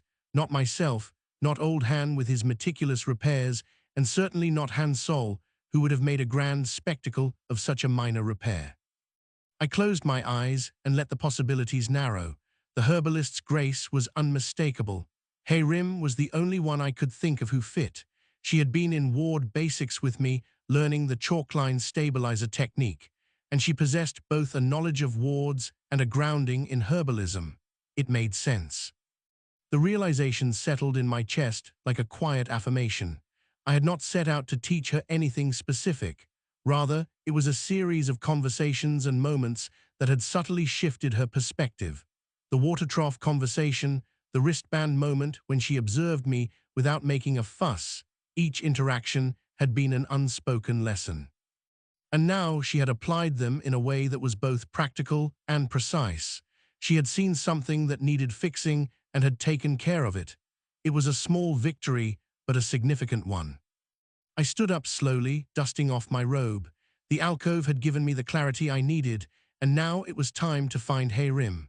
She would be in the herbalist's shed, sorting bundles as usual. I stepped out of the alcove and turned toward the east wall garden. The shed was small, a rectangular structure made of weathered wood with wide windows that let in filtered sunlight. Hae-rim sat cross-legged inside, surrounded by bundles of herbs and roots laid out meticulously across a wooden table. She looked up when I entered, her gaze steady but not intrusive. We exchanged a brief nod. She gave me the space to speak first. I found it Tuesday on my way to fetch dried mint. I bound it with the chalk line you'd shown me. It took an hour. Her voice was calm and precise, as if reciting a lesson learned. Did it hold? I asked softly. It held, she confirmed with a small nod. There was no need for more words. She did not offer an explanation for why she had not told me sooner. There was no need to praise her effort or ask if she required recognition. The pedagogy worked, and the proof was in front of us. I bowed once and turned to leave, crossing back toward the dorm wing. The dorm was quiet when I returned, the steady hum of distant lessons barely audible through the walls. Most students were in class or out on errands, leaving the communal space almost deserted. I made my way to my bunk and sat down. The soft glow of a lantern cast shadows across the floor. I had followed the proof back to its source, Hae-rim's hands steady and sure in the herbalist's shed. She could have come to me with questions, seeking validation or reassurance for her actions. Instead, she had chosen to act on her own. I sat there, my thoughts circling around that decision. It wasn't the technique that impressed me, it was the autonomy behind it. She had recognized a problem and taken the initiative to solve it. She had not needed permission. That was the kind of student I had hoped she would become. The weight of responsibility lifted a little, knowing there were others like her who could carry some of it forward. Right now, there was just one. But by the time I left this academy, there would be more. I sat on my bunk a long time without moving. The wristband at my left wrist hummed faintly, status, unspoken. The reading had not changed. I had not changed. Someone else had. That was the whole point. The horn came in mid-lecture, 3 long blasts that meant the academy was deploying. The cold storeroom classroom suddenly went still, the instructor's voice fading as everyone turned to look out the window toward the courtyard. She held up a hand, her eyes flicking over our faces before she spoke again.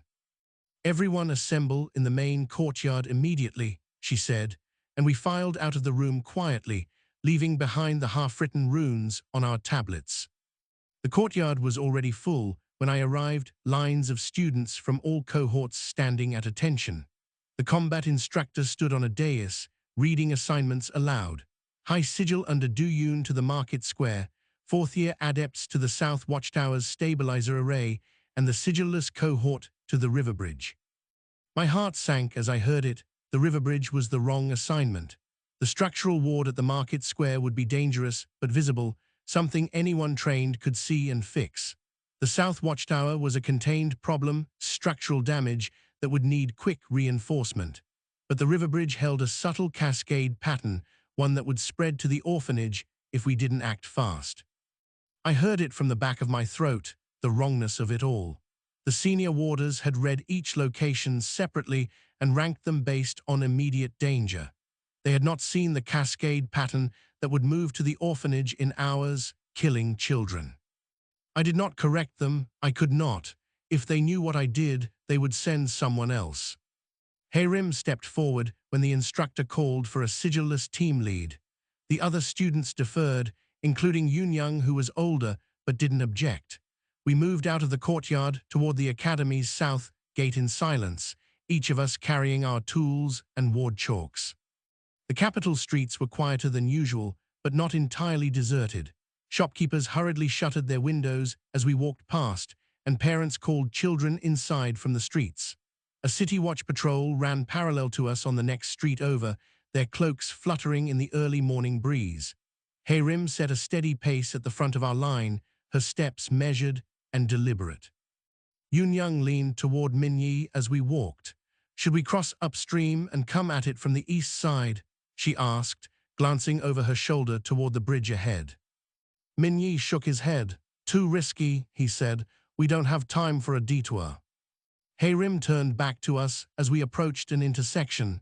"Direct approach," she decided, turning left and leading us straight toward the river bridge. "We'll secure it from there." As we moved forward, I caught sight of Duyun's High Sigil cohort heading the other direction toward the market square.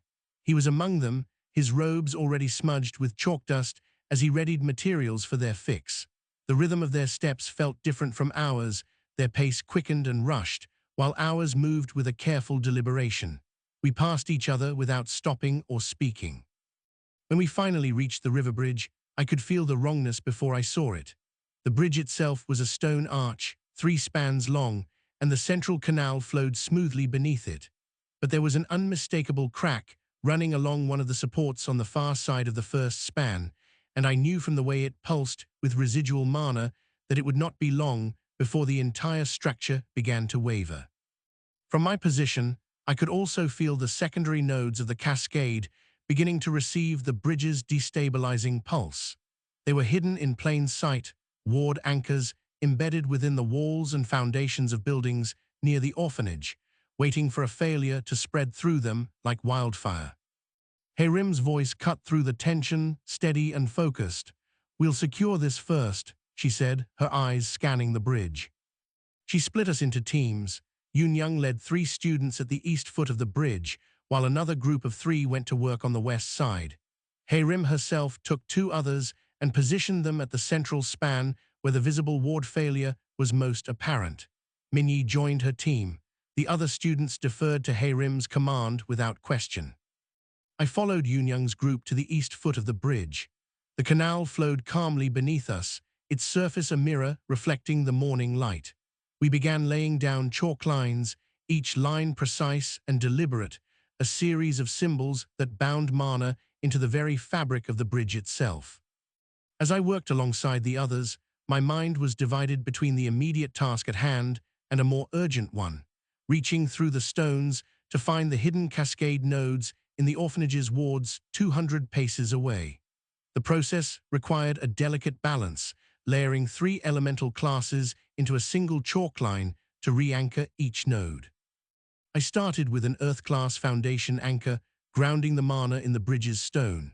Next came a water-class flow anchor, drawing from the canal's living essence, and finally a mana-class structural anchor, tying everything together into an intricate web of protection that no one else could see or feel. The combination was impossible at our tier. The orphanage's wards stabilized as each node collapsed inward, the pattern dissipating quietly under the weight of my corrections. No one noticed. Across the canal, Duyun arrived mid-assignment. His market square work had been overstaffed, and the combat instructor had sent him to assist. He joined hae-rim and Minyi at the central span, his contribution immediately evident as he worked on a kinetic stabilizer that locked the visible fix in place. The bridge held firm under his touch. Hae-rim's leadership was precise, her commands clear and decisive. She moved between teams efficiently, ensuring each node was secured before moving on to the next. The entire cohort worked in unison. By noon, the canal flowed clean beneath us. All 12 of us stood together on the bridge. The wrongness faded entirely, leaving only the calm waters and the distant hum of the city beyond. The city was bustling back to life as we walked along the quiet streets, the morning sun casting long shadows over the cobblestones. Shopkeepers were opening their shutters with a sense of relief, and parents called out to children who had ventured too far during the chaos. Hae-rim led us forward without looking back. Duyun caught up to me as we neared the academy gates, his footsteps quiet on the stone paths. He fell into step beside me. For a moment, we moved in silence, the weight of what had just transpired hanging between us. Then, with a nod toward hae-rim and the others ahead, he asked softly, "How much of that did you do?" I looked at him from the corner of my eye, but didn't break stride. Hae-rim did the bridge. I helped with what wasn't on the bridge.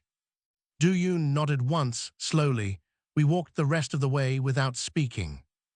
Headmaster Jai was waiting in the courtyard when we returned, flanked by several senior warders. He addressed the cohorts with a calm voice that still carried authority. 3 successful interventions, no casualties, he said. Well done. His eyes swept over hae-rim, and a special commendation for Yoon hae-rim. Hae-rim stood straighter as her name was called, her face showing nothing but the slightest hint of resolve. The Sigilless cohort bowed as one, then dispersed to their dorms. That night I lay on my bunk, the events of the day replaying in my mind. The cascade played in my vision. Class NE. Scope unbound. Status unnamed. I lay in the dark and let the readout dim. 2 bunks over, hae-rim slept. The capital slept around us, the market square, the watchtower, the river bridge, the orphanage. None of them knew the third had been 2 fixes, not 1. The cohort had earned its credit. The academy had not earned the rest. That was the trade. The news heats were on the streets. By the time hae-rim and I crossed the academy gate on Yoon-young's errand, and the boy hawking them at the corner had his throat open at full bell. Hero of the academy, Park Han-sol, Sigil 9998. The boy's voice rang out with an edge of excitement, each word clear as a bell. I stopped for a moment to take one from his stack, handing him a small coin in exchange. The broadside was thick paper, the front page filled with a charcoal portrait of Park Han-sol in 3/4 profile, hair tied back with the red silk ribbon that marked him. Below the image, the headline proclaimed, "Hero of the Academy." I flipped through the sheet as we walked, my eyes skimming over the details of yesterday's mana storm and Han-sol's containment efforts. Hae-rim remained silent beside me, her steps steady on the cobblestones. The low winter sun cast long shadows across the capital's streets, and the smell of wood smoke mingled with fresh bread from nearby stalls. We turned onto a side road leading to the northern market, where Yoon-young had asked us to fetch a specific dried herb bundle. I folded the news heat under one arm, tucking it away for later. The market was bustling with an unusual energy, a mix of relief and excitement lingering in the air from yesterday's storm. People hurried through the narrow streets, voices carrying over the clamor of vendors shouting their wares. The smell of pickled vegetables and dried fish mingled with the cold wind. We continued our way toward the herb vendor. Along the route, conversations floated by, most centered around Park Han-sol's heroics. "Hero of the Academy," one man called out as he waved a news heat with Han-sol's face on it. Children played at imitating his stance near the market stalls, their small sticks held like staves in their hands. At one corner stall, a boy no older than 9 was practicing Han-sol's containment stance, copying his every move meticulously. A small crowd of children had gathered around him, cheering and mimicking his movements with toy staffs they'd picked up from nearby stalls. Hae-rim slowed as we passed by the boy and stopped to watch him for a moment. "He's giving them what they want," she said quietly. "He's giving them what he wants them to want," I replied. We moved on after a few more moments, the dried herb bundle now secure in my hand. The market was loud and filled with life, but beneath it all lay a quiet acknowledgement of Han Solo's growing presence.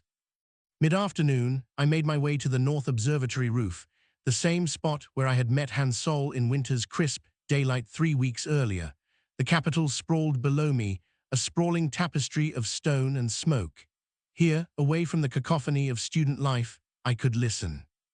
I stood at the parapet, brushing my thumb along my right index finger. The air was still, but it hummed with mana currents, a subtle thrumming beneath the city's surface. As I focused, I could feel it, Han Solo's influence. It wasn't just his presence, it was the cycle recalibrating around him. The calamity cycle had once been diffuse, its intensity spread across the academy like a fine mist. Now it was concentrating toward him. He stood as a lightning rod, by design, drawing the storm's wrath to himself and protecting the rest of the city. In the short term, this made the capital safer than it had been before. But in the long term, when he eventually faltered, when no one could hold back such power alone, the consequences would be catastrophic. I felt the shift within me too. It was as if the cycle's calibration had altered my own internal compass, directing me not just to defend, but to accelerate Hae-rim's training and that of her peers. This was not an incidental education anymore, it needed to become deliberate. The Sigilless cohort must be prepared for what lay ahead, a future where they would need to handle calamities alone. Standing at the parapet, I worked through these implications in silence. The city below buzzed with life and commerce, unaware of the storm brewing around Han Solo's signature. For weeks, I had raced against the cycle, trying to stay one step ahead. Now, I was racing Han Solo himself. I needed more hae-rims, not just her, but others like her, students who could rise to the challenge when the time came. The pedagogy that had started as a small experiment needed to become a concerted effort. The steps echoed beneath my feet as I walked down from the roof. The dorm was quiet, the only sounds coming from the soft breathing of my fellow Sigilless students as they settled into sleep. I lay on my bunk, staring up at the ceiling. The decision had been forming since Han Solo's grand display, but now it was solid and unshakable. Tomorrow I would tell hae-rim what needed to happen. We would start teaching the cohort properly, openly within the group, but never outside it. It would be a school within the school, a quiet succession plan. Some of them, like Minyi, might surprise me, others might not. I would work with what I had. I turned my head toward hae-rim's bunk in the dark. She was sleeping. I closed my eyes. The dorm slept around me. The wristband hummed faintly, status unnamed. The reading had not changed. Tomorrow morning, the cohort's quiet school would begin. Tonight I let the readout dim and waited for sleep. It did not take long. I waited until hae-rim had finished her porridge to tell her. The refectory buzzed with early morning chatter from students who had not yet adjusted to waking up before dawn. Hae-rim's routine remained predictable. She ate slowly, savoring each spoonful as if it were a meal worth contemplating. "It's time to start teaching them properly," I said quietly. She did not look surprised. She nodded once. "Where?" "The herbalist's garden, after evening bells." She considered this for a moment before nodding again. "Who should we tell first?" "Those who will come without being told twice," I thought. "Minyi and Yoon-young," I said aloud. She listed a third name under her breath. I agreed. We finished breakfast in silence, both understanding that a plan had been set in motion and required no further discussion. The herbalist's garden was quiet and cold, the air crisp with winter's chill as I made my way through the dormitory's east gate. The herbs had been cut back for the season, leaving bare earth where vibrant green foliage once thrived. Inside the small stone shed, the brazier cast a warm glow. The students gathered in the garden already formed a loose half-circle around a flat stone near the center. Park Eugene stood quietly at one end of the circle, her sigil reading 198, making her one of the middle-ranking members of our cohort. Yoon Young and Min Yi were there as well. Two younger ones from the cohort hovered toward the edges, eyes wide with anticipation. I stepped into the circle. "What does a ward measure?" I asked, deliberately keeping the tone calm and expectant. The question hung in the air as each student considered. "I think it measures energy," Min Yi said first, his voice steady despite the uncertainty in his eyes. Yoon Young nodded thoughtfully. "It measures imbalance." Two of the unnamed students exchanged glances but remained silent. Park Eugene spoke next, her voice soft yet precise. "Wards measure resonance." Hae-rim answered last, her response crisp and clear. "They measure distortion." I listened to each answer without comment, allowing the silence between them to deepen understanding rather than rush it. Then I turned my attention back to the flat stone. With a small bit of ward chalk, I drew a stabilizer rune, a simple design with clear strokes that any student would recognize from ward basics. Then, without breaking the rhythm, I erased it and redrew it, this time altering the closing stroke ever so slightly. "Feel the difference," I said, stepping back. The students reached out with their senses. Two of them, hae-rim and one of the unnamed students, began to show signs of recognition. "It's there," the unnamed student murmured, eyes still closed, but only barely. Yoon Young and Min Yi exchanged glances but remained silent, their faces betraying the struggle to discern the difference in resonance. "Keep practicing," I told them. An hour passed in this manner, with students taking turns at the stone, refining their techniques. The garden remained silent except for the occasional murmur of concentration. As the session drew to a close, the six of us filed back through the garden gate toward the dormitory. I lingered behind them. 3 weeks later, the garden was busier. Yoon Young had been waiting for us by the small stone table where our sessions began. "Today we'll start with a binding exercise," she said softly, motioning to 4 new faces. These were the basics they needed to know, how to bind simple tinctures into chalk lines using an old technique she'd learned her first year. Her hands moved with practiced ease as she dipped the chalk into the tincture, drawing it across the table's surface in a precise line. The chalk turned to dust at her touch, leaving behind an intricate pattern that shimmered faintly under the lantern light. "Try it," she said, passing the vial and chalk around. The students took turns, their hands trembling slightly but growing steadier with each attempt. Meanwhile, hae-rim led another group through an advanced stabilizer rune session, focusing on a 7-pointed star variant. She walked them through each step meticulously, her voice steady and clear. I watched from the corner of my eye, working quietly with 2 students who struggled with the foundational grip. "Focus on your breath," I said softly to one of them. "Feel the rhythm." His fingers moved more confidently as he etched the rune into the chalk line, his eyes narrowing in concentration. The same for the second student, a small triumph visible on her face as she completed her work. By now our numbers had swelled to 12 regulars. We had divided ourselves informally into pairs and trios for practice. Min Yi surprised us all by being unusually competent at structural ward repair. "I think I'm actually good at this," he said to me later as we worked on a small hairline crack in the dorm wall. His hands, usually unsteady, moved with unexpected precision and confidence. "You are," I replied simply, watching him close the gap. The crack vanished without trace, his face lighting up with genuine surprise at his own competence. The evening wore on, the sessions breaking up as students began to head back to the dorms in 2s and 3s, their conversations low but animated. Lantern light danced across their faces. As I walked back through the academy's east wing corridor toward the dorm, I noticed something peculiar. I could feel the small bits of practice chalk each student carried in their pockets, faint traces lingering like echoes in a quiet hallway. My perception had expanded beyond my immediate line of sight, stretching to include every ward within the herbalist's shed behind me and the corridor's lantern wards above me. all at once. I stopped in the middle of the corridor and listened. The entire east wing was mapped out in my mind, the wards in every room, the chalk traces ahead, the steady hum of lanterns hanging from the ceiling. The expansion felt comfortable, not alarming, a natural progression I had been growing into for weeks. A cascade played across my vision. Sense radius extended. Scope unbound. Status unbound. I lay on my bunk with the readout dimming in my vision. The cohort was learning. Hae-rim was teaching half the sessions. Minyi could fix a hairline crack. Yoon was passing on her first-year work. The academy slept around the work. The work slept inside the academy. That was the arrangement.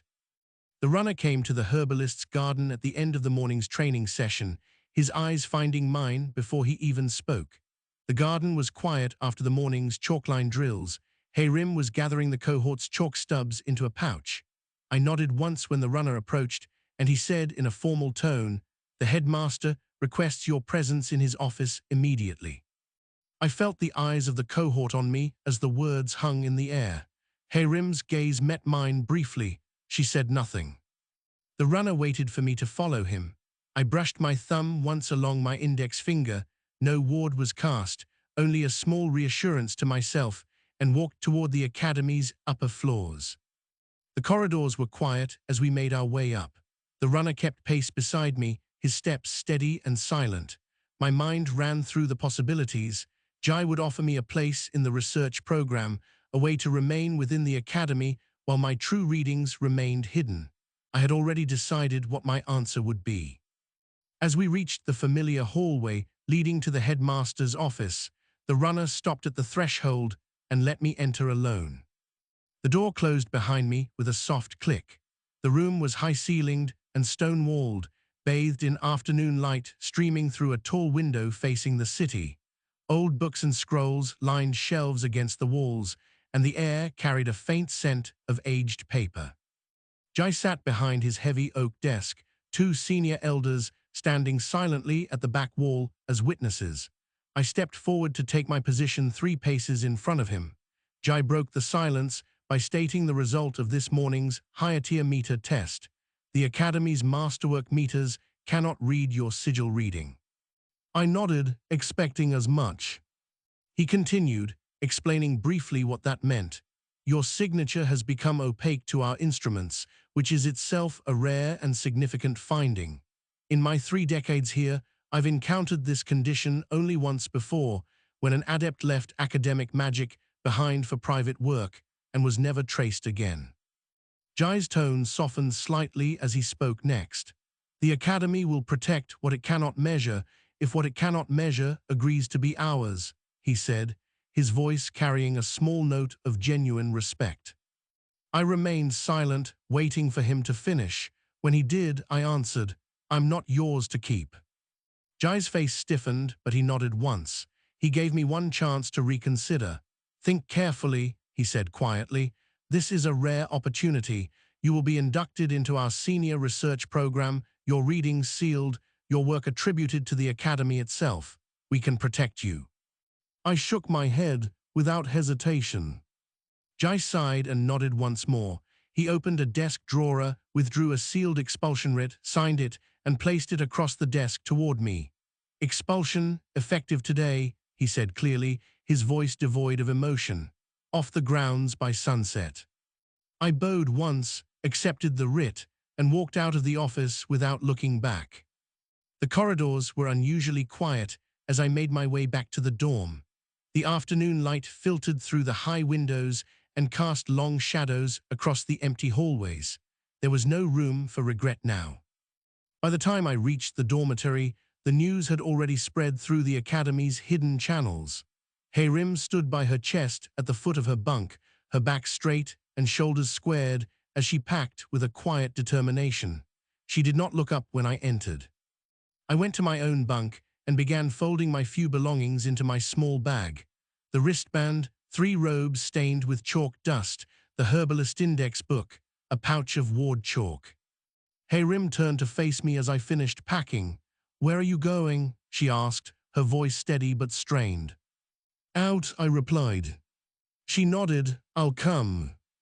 There was no need for more words between us. She finished packing first and waited at the door. When I was ready, we walked out of the dorm together, the corridor stretching ahead of us toward the academy's south gate. The silence between us stretched without breaking as we walked through the south gate, each carrying a small chest.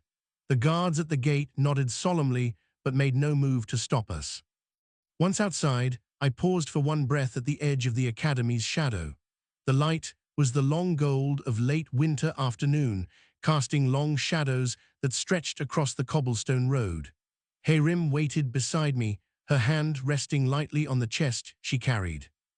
We continued into the capital, the cityscape around us expanding as we walked through familiar streets and squares. The air was crisp, carrying whispers of conversation from passers-by who glanced our way but said nothing. Halfway across the capital, footsteps approached behind us at a run. It was Choi Do-yoon, his robe streaked with chalk dust and a travel pack slung over one shoulder. He caught up to us in seconds, his breath coming in quick pants. "Wait," he said. I stopped. Do-yoon fell into step beside me without further explanation. We walked on. Another 6 blocks later, Min-yi appeared, face flushed from running, carrying a smaller pack. He joined us without a word, falling into place behind Hae-rim and Do-yoon. Yoon-young followed shortly after, her pace steady but not hurried. As we continued walking, 4 more Sigilless from our cohort caught up to us, each pair arriving at their own pace.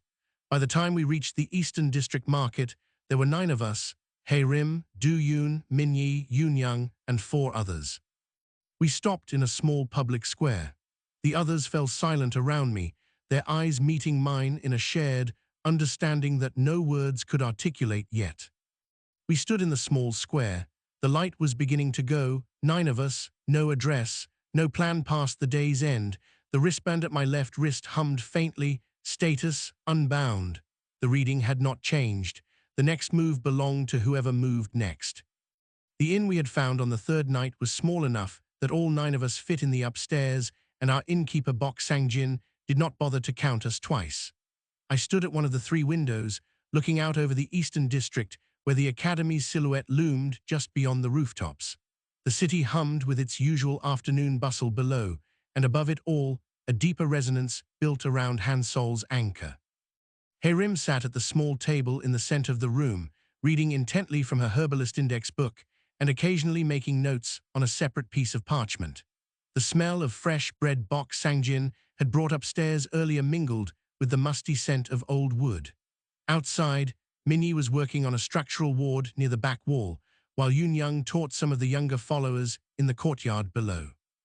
I brushed my thumb along my right index finger and listened carefully. The city's sounds faded into the background as I focused on Han-sol's signature. His anchor had grown stronger since our expulsion, now nearing a threshold where something catastrophic could break loose at any moment. A region-scale event was imminent, given his current power level. The math was clear. I had to try one more time before it was too late. Turning from the window, I made my way to the table. "Hae-rim," I said softly.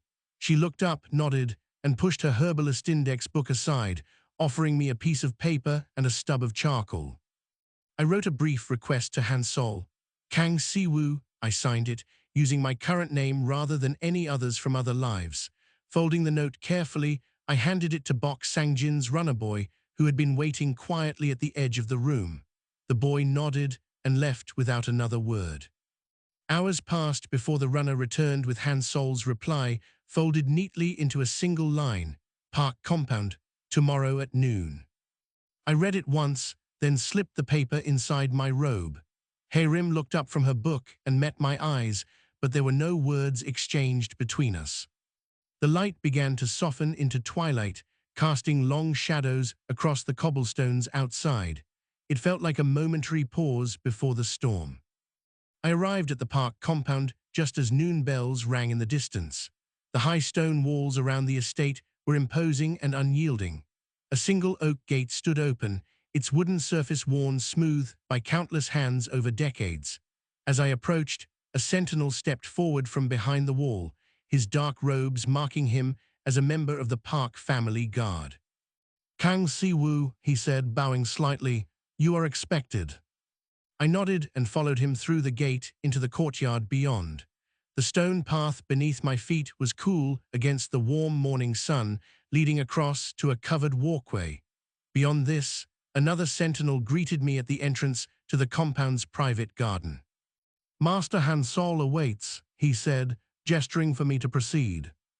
The garden was a tranquil enclosure of green and stone, bordered by high walls on all sides save one, where an ancient koi pond glistened in the sunlight. A small bench rested beside the water's edge, while at the far end stood a lone bare plum tree, its branches reaching out like silent fingers toward the sky. Hansol was waiting near the tree. He wore plain dark robes today, not the Academy's red silk hair tie, his expression composed but distant. He stepped forward to meet me at the center of the garden, gesturing for me to take a seat on the bench. "Tea," he said simply, and a servant appeared with a small tray bearing 2 cups and a pot. I took my place as Hansol remained standing across from me. I opened directly. The escalation, the imminent calamity, what I could do to help. An extended sense radius, the ability to anchor a cascade from a distance, the cohort behind me as backup support. I laid it out. Hansol listened until I had finished. Then he spoke. "I started this, I'll finish it." "You don't have to finish it alone," I said. "Yes, I do." I nodded once. The line was drawn between us. Without another word, I rose from the bench and bowed formally to Hansol, a gesture given between equals at the end of an unresolvable disagreement. Hansol returned the bow with equal formality before stepping back to let me pass. As I made my way through the compound and out into the street beyond, the oak gate closed behind me with a soft click. The capital's afternoon sun shone down brightly now, casting long shadows on the cobblestones beneath my feet as I walked away from the park compound. There would be no changing Hansol's mind or altering the course he had chosen for himself. The air inside the inn was still, heavy with the weight of the evening's events. The others sat around the small table, their faces illuminated by the flickering candlelight. Hae-rim looked over at me, her eyes questioning but understanding. I gave her a brief nod. She nodded in return, and the meal continued in silence. After dinner, I made my way to the small back room where I had been staying. The cot was narrow but comfortable enough. The weight of the coming storm pressed on me. Hansol's refusal echoed in my mind, a finality that left no room for negotiation. The escalation was now measured in hours rather than days. I knew there was nothing more I could do to change Hansol's path, but I had to be ready for what came after. In my vision, a cascade began to play. Window opened. Causality bounded. Status unmade. The advancement brought with it the ability to rewind small actions within narrow windows, moments that could be altered only by me and in strict temporal bounds. It was useless against the scale of what was coming, but I understood its purpose. This storm would test everything. I lay in the back room until the inn quieted around me. Hae-rim slept in the room next door. Do-yoon, Min-yi, Yoon-young, the 4 others, all slept. Out in the capital, somewhere in the northern district, Hansol probably did not sleep. Whatever broke next would break tomorrow. I had been awake before dawn, listening to the storm gather itself over the northern district. The city was still asleep, but I could feel the tension in the air, like a knot tightening around the capital's heart. My extended sense radius allowed me to hear the whispers of mana charges building and the faint crackle of wards straining under the strain of an approaching calamity. In the quiet moments before the world woke up, I rose from my cot and made my way to the upstairs sitting room. The rest of the cohort was already gathering there. Hae-rim sitting at the table sharpening a chalk stick with meticulous care, Do-yoon and Min-yi in low conversation, by the window, Yoon-young distributing breakfast bread among the others. "Morning," I said quietly as I entered the room. They looked up, eyes already focused on the task ahead. I outlined the plan briefly. Hansol will face the storm at its center as he chose to. Do-yoon, you'll lead the visible work from the south edge. I'll coordinate from the back, my sense radius covering more ground than any of them. Hae-rim paused in her sharpening and looked up, a single question on her lips. What about the children? The orphanages first, I replied without hesitation. We get them out before anything else. The cohort nodded. Bok Sangjin downstairs had heard us moving and had set out hot water and bandages on the bar without being asked. As dawn broke over the city, we left the inn's front door and stepped into the pre-dawn street. By mid-morning, we had reached the southern edge of the affected district. The storm was visible above the rooftops to the north, a slow-turning column of dark cloud and shimmering air. Lightning flashed in patterns I had seen only once before in another life. The southern edge was chaos, people fleeing south, city watch trying to direct traffic, smoke from the first burning buildings curling into the sky. I found a high vantage on a public square's tower, its parapet offering an unobstructed view of both sides of the affected district. The cohort gathered around its base. I pointed at Du-yoon and 4 of them, sending them to the orphanage 3 streets in. Hae-rim and Minyi were next, heading to the city school 2 streets west. Yoon-young took charge of the remaining 3, tasked with anchoring the southern perimeter wards. The city watch saw us moving purposefully and let us through without a word. A senior academy mage arrived at the base of the tower with a small team. He looked up at me on the parapet, his eyes assessing, and nodded once. I nodded back. The senior elder took his team to the western perimeter. We moved north into the affected district without delay. As my cohort dispersed to their respective tasks, I remained on the tower top. My extended sense radius let me see and hear everything around us, from the distant rumble of evacuation wagons to the whispered prayers in crowded rooms. Hae-rim and Minyi were evacuating children from a schoolhouse near the storm's edge. They had managed to get 30 of them through a back alley, but the front courtyard was littered with crystallized stones, remnants of fire-class spells that had gone awry. The air shimmered with residual energy. I closed my eyes and reached out further, feeling the impending collapse of a ward a few blocks away. I rewound time by 2 seconds and sent Hae-rim an instinctive tug, a visceral knowing she could not name. She turned sharply and dodged a falling debris chunk just in time, her eyes wide with relief as she continued evacuating more children. Meanwhile, Du-yoon was at the orphanage, anchoring stabilizer wards against a ward cascade 10 times the scale of the River Bridge incident. The air crackled with energy. He used his combat training in ways the Academy never intended, locking the cascade with kinetic shields that he wielded like swords. I rewound time again and stepped 3 paces to the right myself, dodging a chunk of crystallized air that lanced toward the tower. It passed harmlessly where I had been a second ago, and I opened my eyes to see another failure point emerging. I reached out with my sense radius and mended it just in time. Du-yoon's containment was brilliant, slowing the storm's spread enough for Hae-rim and Minyi to continue their evacuations. The city watch had arrived by then, helping to evacuate more children from nearby schools and orphanages. We held our ground, working as a team to keep the southern third of the affected district intact. My focus shifted northward. Han Sol's signature was still anchoring the storm at its edge, but it was fading fast. Then suddenly I felt Han Sol's signature go out. Not gradually, cleanly. It was like a sharp intake of breath followed by an exhale, the abrupt end of a fight that had lasted nearly an hour. A momentary sense of loss washed over me, but there was no time for grief. The storm was still collapsing inward, and I needed to focus on what was left. I breathed once and turned my attention back to the immediate failures around us. We were holding our ground, but the cost had been real. Dozens dead, hundreds displaced. The storm's intensity began to collapse inward, Han Sol's containment even unanchored holding until the storm consumed itself. The northern district was quiet, a stark contrast to the chaos that had engulfed it mere hours ago. Ash drifted lazily through the air, carried by an indifferent wind. I walked past the orphanage where Du-yoon and his team were organizing the children, and the city school where Hae-rim tended to survivors. Each time our eyes met, they held my gaze with a quiet understanding that words could not bridge.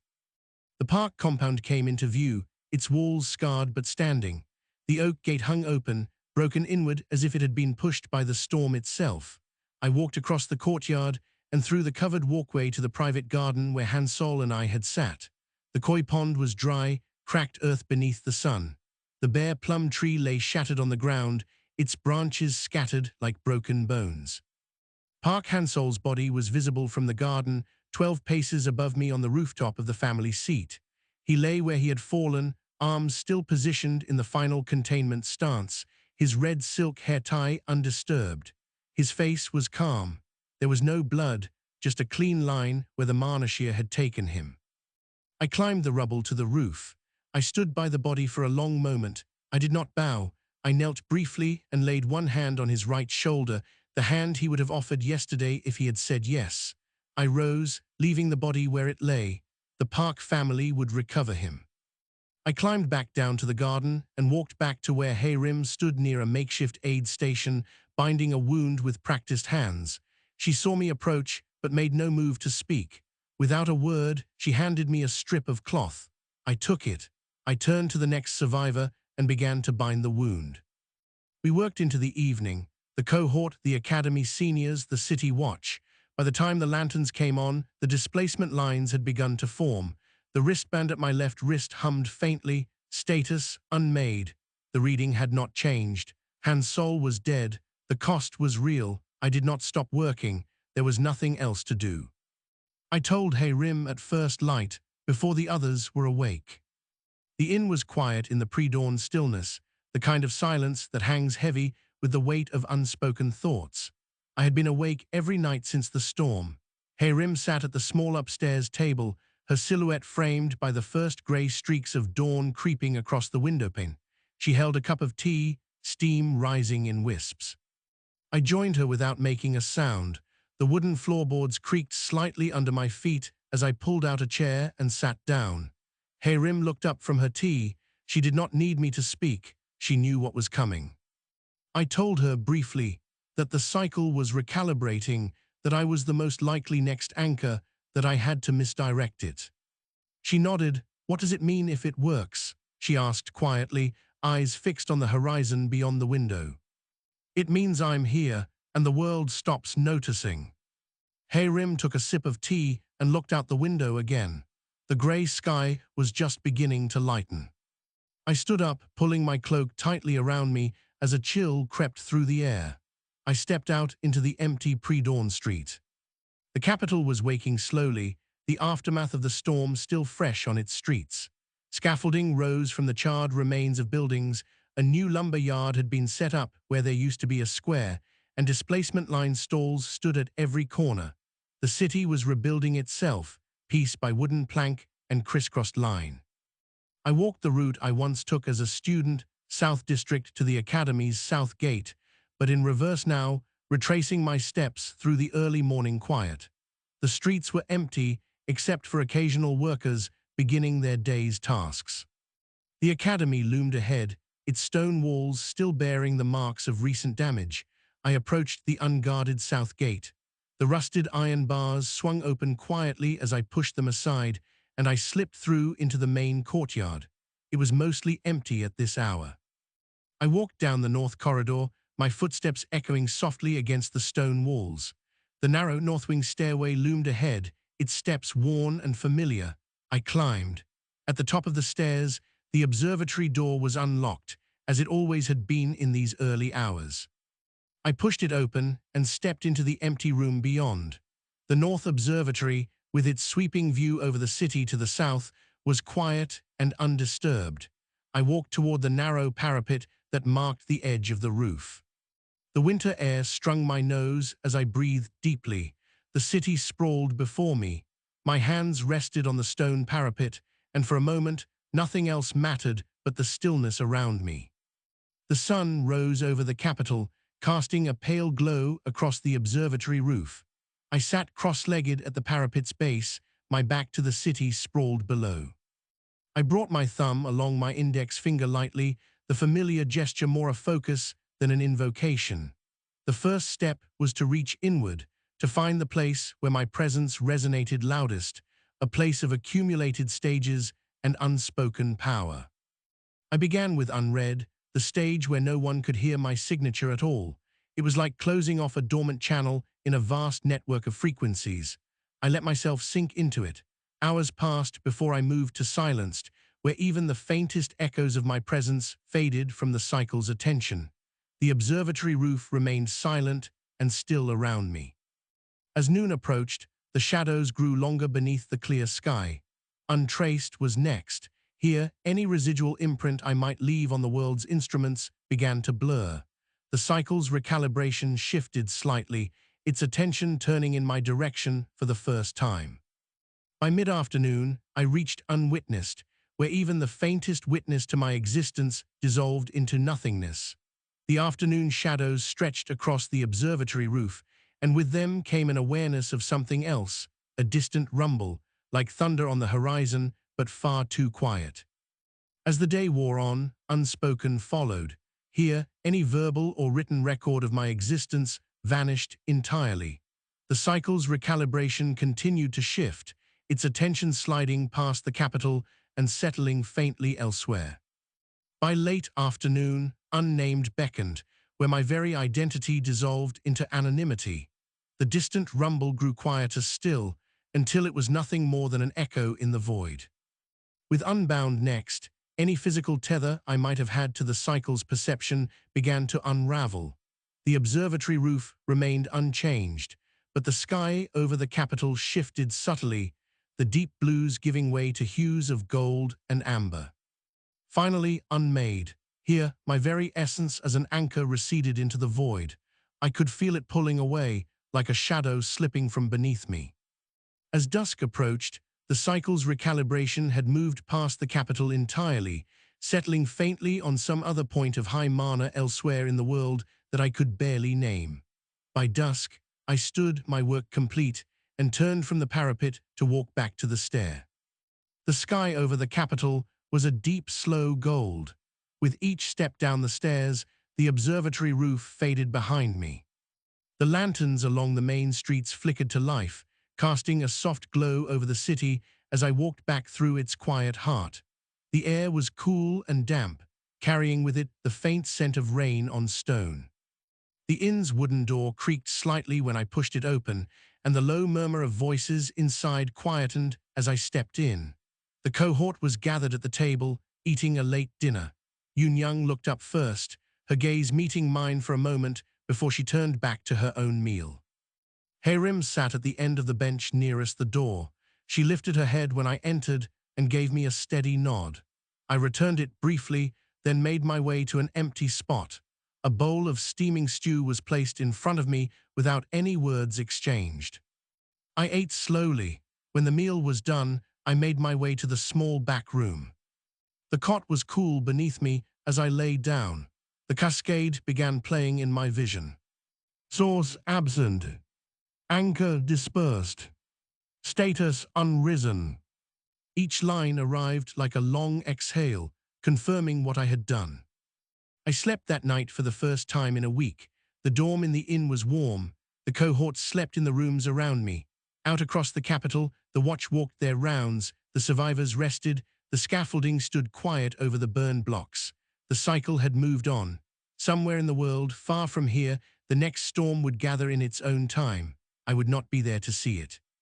I told them at breakfast, with the same small slip of paper I had been carrying for 2 weeks tucked into the pocket of my robe. The inn's upstairs sitting room was quiet at breakfast, a rare reprieve from the cacophony of the city below. I had brought my small chest earlier that morning, setting it by the door to be collected when I left. The rest of the cohort sat around me, plates in front of them and their eyes on mine, as if they could see through the paper slip I held. "I'm leaving the capital," I said, voice steady. "The clinic is running smoothly now. You all are more than capable." Du nodded beside hae-rim, his expression neutral yet understanding. Minyi looked down at his plate, fingers gripping it tightly before he let out a soft sob and wiped away a tear with the back of his hand. Young handed me a small wrapped package of dried herbs for the journey. "The work you are doing is the real foundation," I continued. "You have surpassed what I ever could." "We'll send the letters," hae-rim said, her voice steady but her eyes glistening. I stood up and walked to where she sat. She clasped my forearm briefly with both hands, a gesture that spoke volumes without words. "Safe travels," she whispered. Releasing her, I bowed once to her, then turned to the rest of the cohort over her shoulder. A collective nod of farewell was returned. I straightened and walked toward the inn's door. As my hand touched the handle, the others stood quietly in place, watching me go. I pulled the door open and shut it behind me with a soft click. I stepped out into the morning sunlight, pulling my robe tighter against the cool spring air. The city gate loomed ahead to the south. I walked through the narrow streets, past rows of shops and small houses, until I reached the main road leading out of the capital. The countryside was waking up around me as I left behind the noise and clamor of the city. The air smelled crisp with early spring, carrying the scent of blooming flowers mixed with fresh earth. After 2 days on a cargo wagon moving steadily southward, I disembarked at a small town and resumed my journey on foot. The road became less traveled as I approached the coast, narrowing to a dirt path leading through fields dotted with blooming wildflowers. The scent of salt filled my nostrils as I drew nearer to the sea. Gulls cried out overhead, circling above the small coastal village that lay ahead. Smoke from fish smoking on the shore mixed with the sea breeze. I arrived at the edge of town late in the afternoon. The village was quiet, its inhabitants gone about their evening chores or preparing for dinner inside their homes. I found the village's only inn, a one-room affair above a fish-smoking shed, paid a small fee, and took a room for the night. I spent my evening sitting on the pier, watching as fishing boats returned from sea. The calluses on my hands served as a reminder of 3 months of clinic building in the capital. As the last boat pulled into port and the village's first lanterns flickered to life, I felt a sense of peace settling over me. The morning light filtered through the mist that hung over the village, casting a soft glow on the cobblestone streets. I walked eastward toward the small stone building that served as the village school. The air was filled with the scent of the sea and the earthy aroma of herbs from the nearby gardens. As I approached, I saw an older woman with gray hair sweeping the entrance steps. "Good morning," she greeted me with a warm smile. "Are you here to enroll?" I nodded, "Yes, if there's room for one more." She looked me up and down. "What is your name?" "Mansu," I replied. "And where are you from?" "Just Mansu," I said. The schoolteacher nodded without surprise. It was not uncommon for peasant children in the village to go by single names. "Come inside, we'll get you set up." She ushered me into the small stone building. The walls were lined with shelves of books. A basic sigil-stone sat in one corner. "Place your palm on this," she instructed. "I need to see where you stand." I did as she said, placing my hand upon the cool surface. The schoolteacher's eyes watched intently as the meter hummed softly beneath my skin. The reading came back almost immediately, Sigil 0. The teacher looked at me with a slight nod. "Many village children read this here," she said.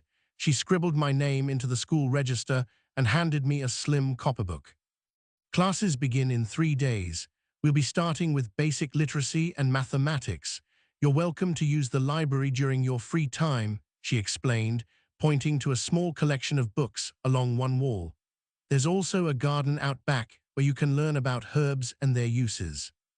She led me through the single classroom, which was sparsely furnished with wooden desks and simple benches. Outside, she showed me to the small herb garden at the back of the school, a patchwork of green leaves, each one a testament to the village's close relationship with nature. She returned to her sweeping. I walked out into the morning light, feeling lighter than I had in years. 3 weeks after my arrival in the village, life had settled into a gentle rhythm. School mornings were spent learning alongside the children, while afternoons were reserved for fishing with the kind families who had taken me in. Evenings found me lost in books borrowed from the village's small library. Today was no different until the mail runner arrived at dusk. He brought a single folded letter tied with twine. I took it to my usual spot, a weathered wooden bench outside the school, and carefully broke the seal. The paper inside carried hae-rim's familiar script, warm and honest like her voice. She wrote about the clinic, 37 children served so far, 4 of them showing unexpected growth in their sigils. She mentioned a boy named Park something who reminded her of how she herself had been when she first arrived at the academy. Minyi was now being addressed by new arrivals as teacher, and Du-yoon had started reaching out to other high sigil graduates to bolster their ranks. And then, the passage I knew would come. The clinic is working, the children are learning, we send our love and we expect nothing back. Write when you can, don't write if you can't. I read it twice more before folding the letter neatly and tucking it into my inner pocket alongside its predecessors. The village's evening bell chimed softly, signaling the end of another day. I sat on the bench until the bell rang again, the second ring that meant the village school was locked for the night. I folded the letter once more and slipped it into my inner pocket. In the corner of my vision, where the wristband at my left wrist had once hummed, there was nothing. I closed my eyes. Sigil, -1. The reading sat alone there now, as it always had, as it would, for as long as I had hands and was not done with the world. I stood and walked back to the inn, and the village, in the early dark, did not look once at me as I passed.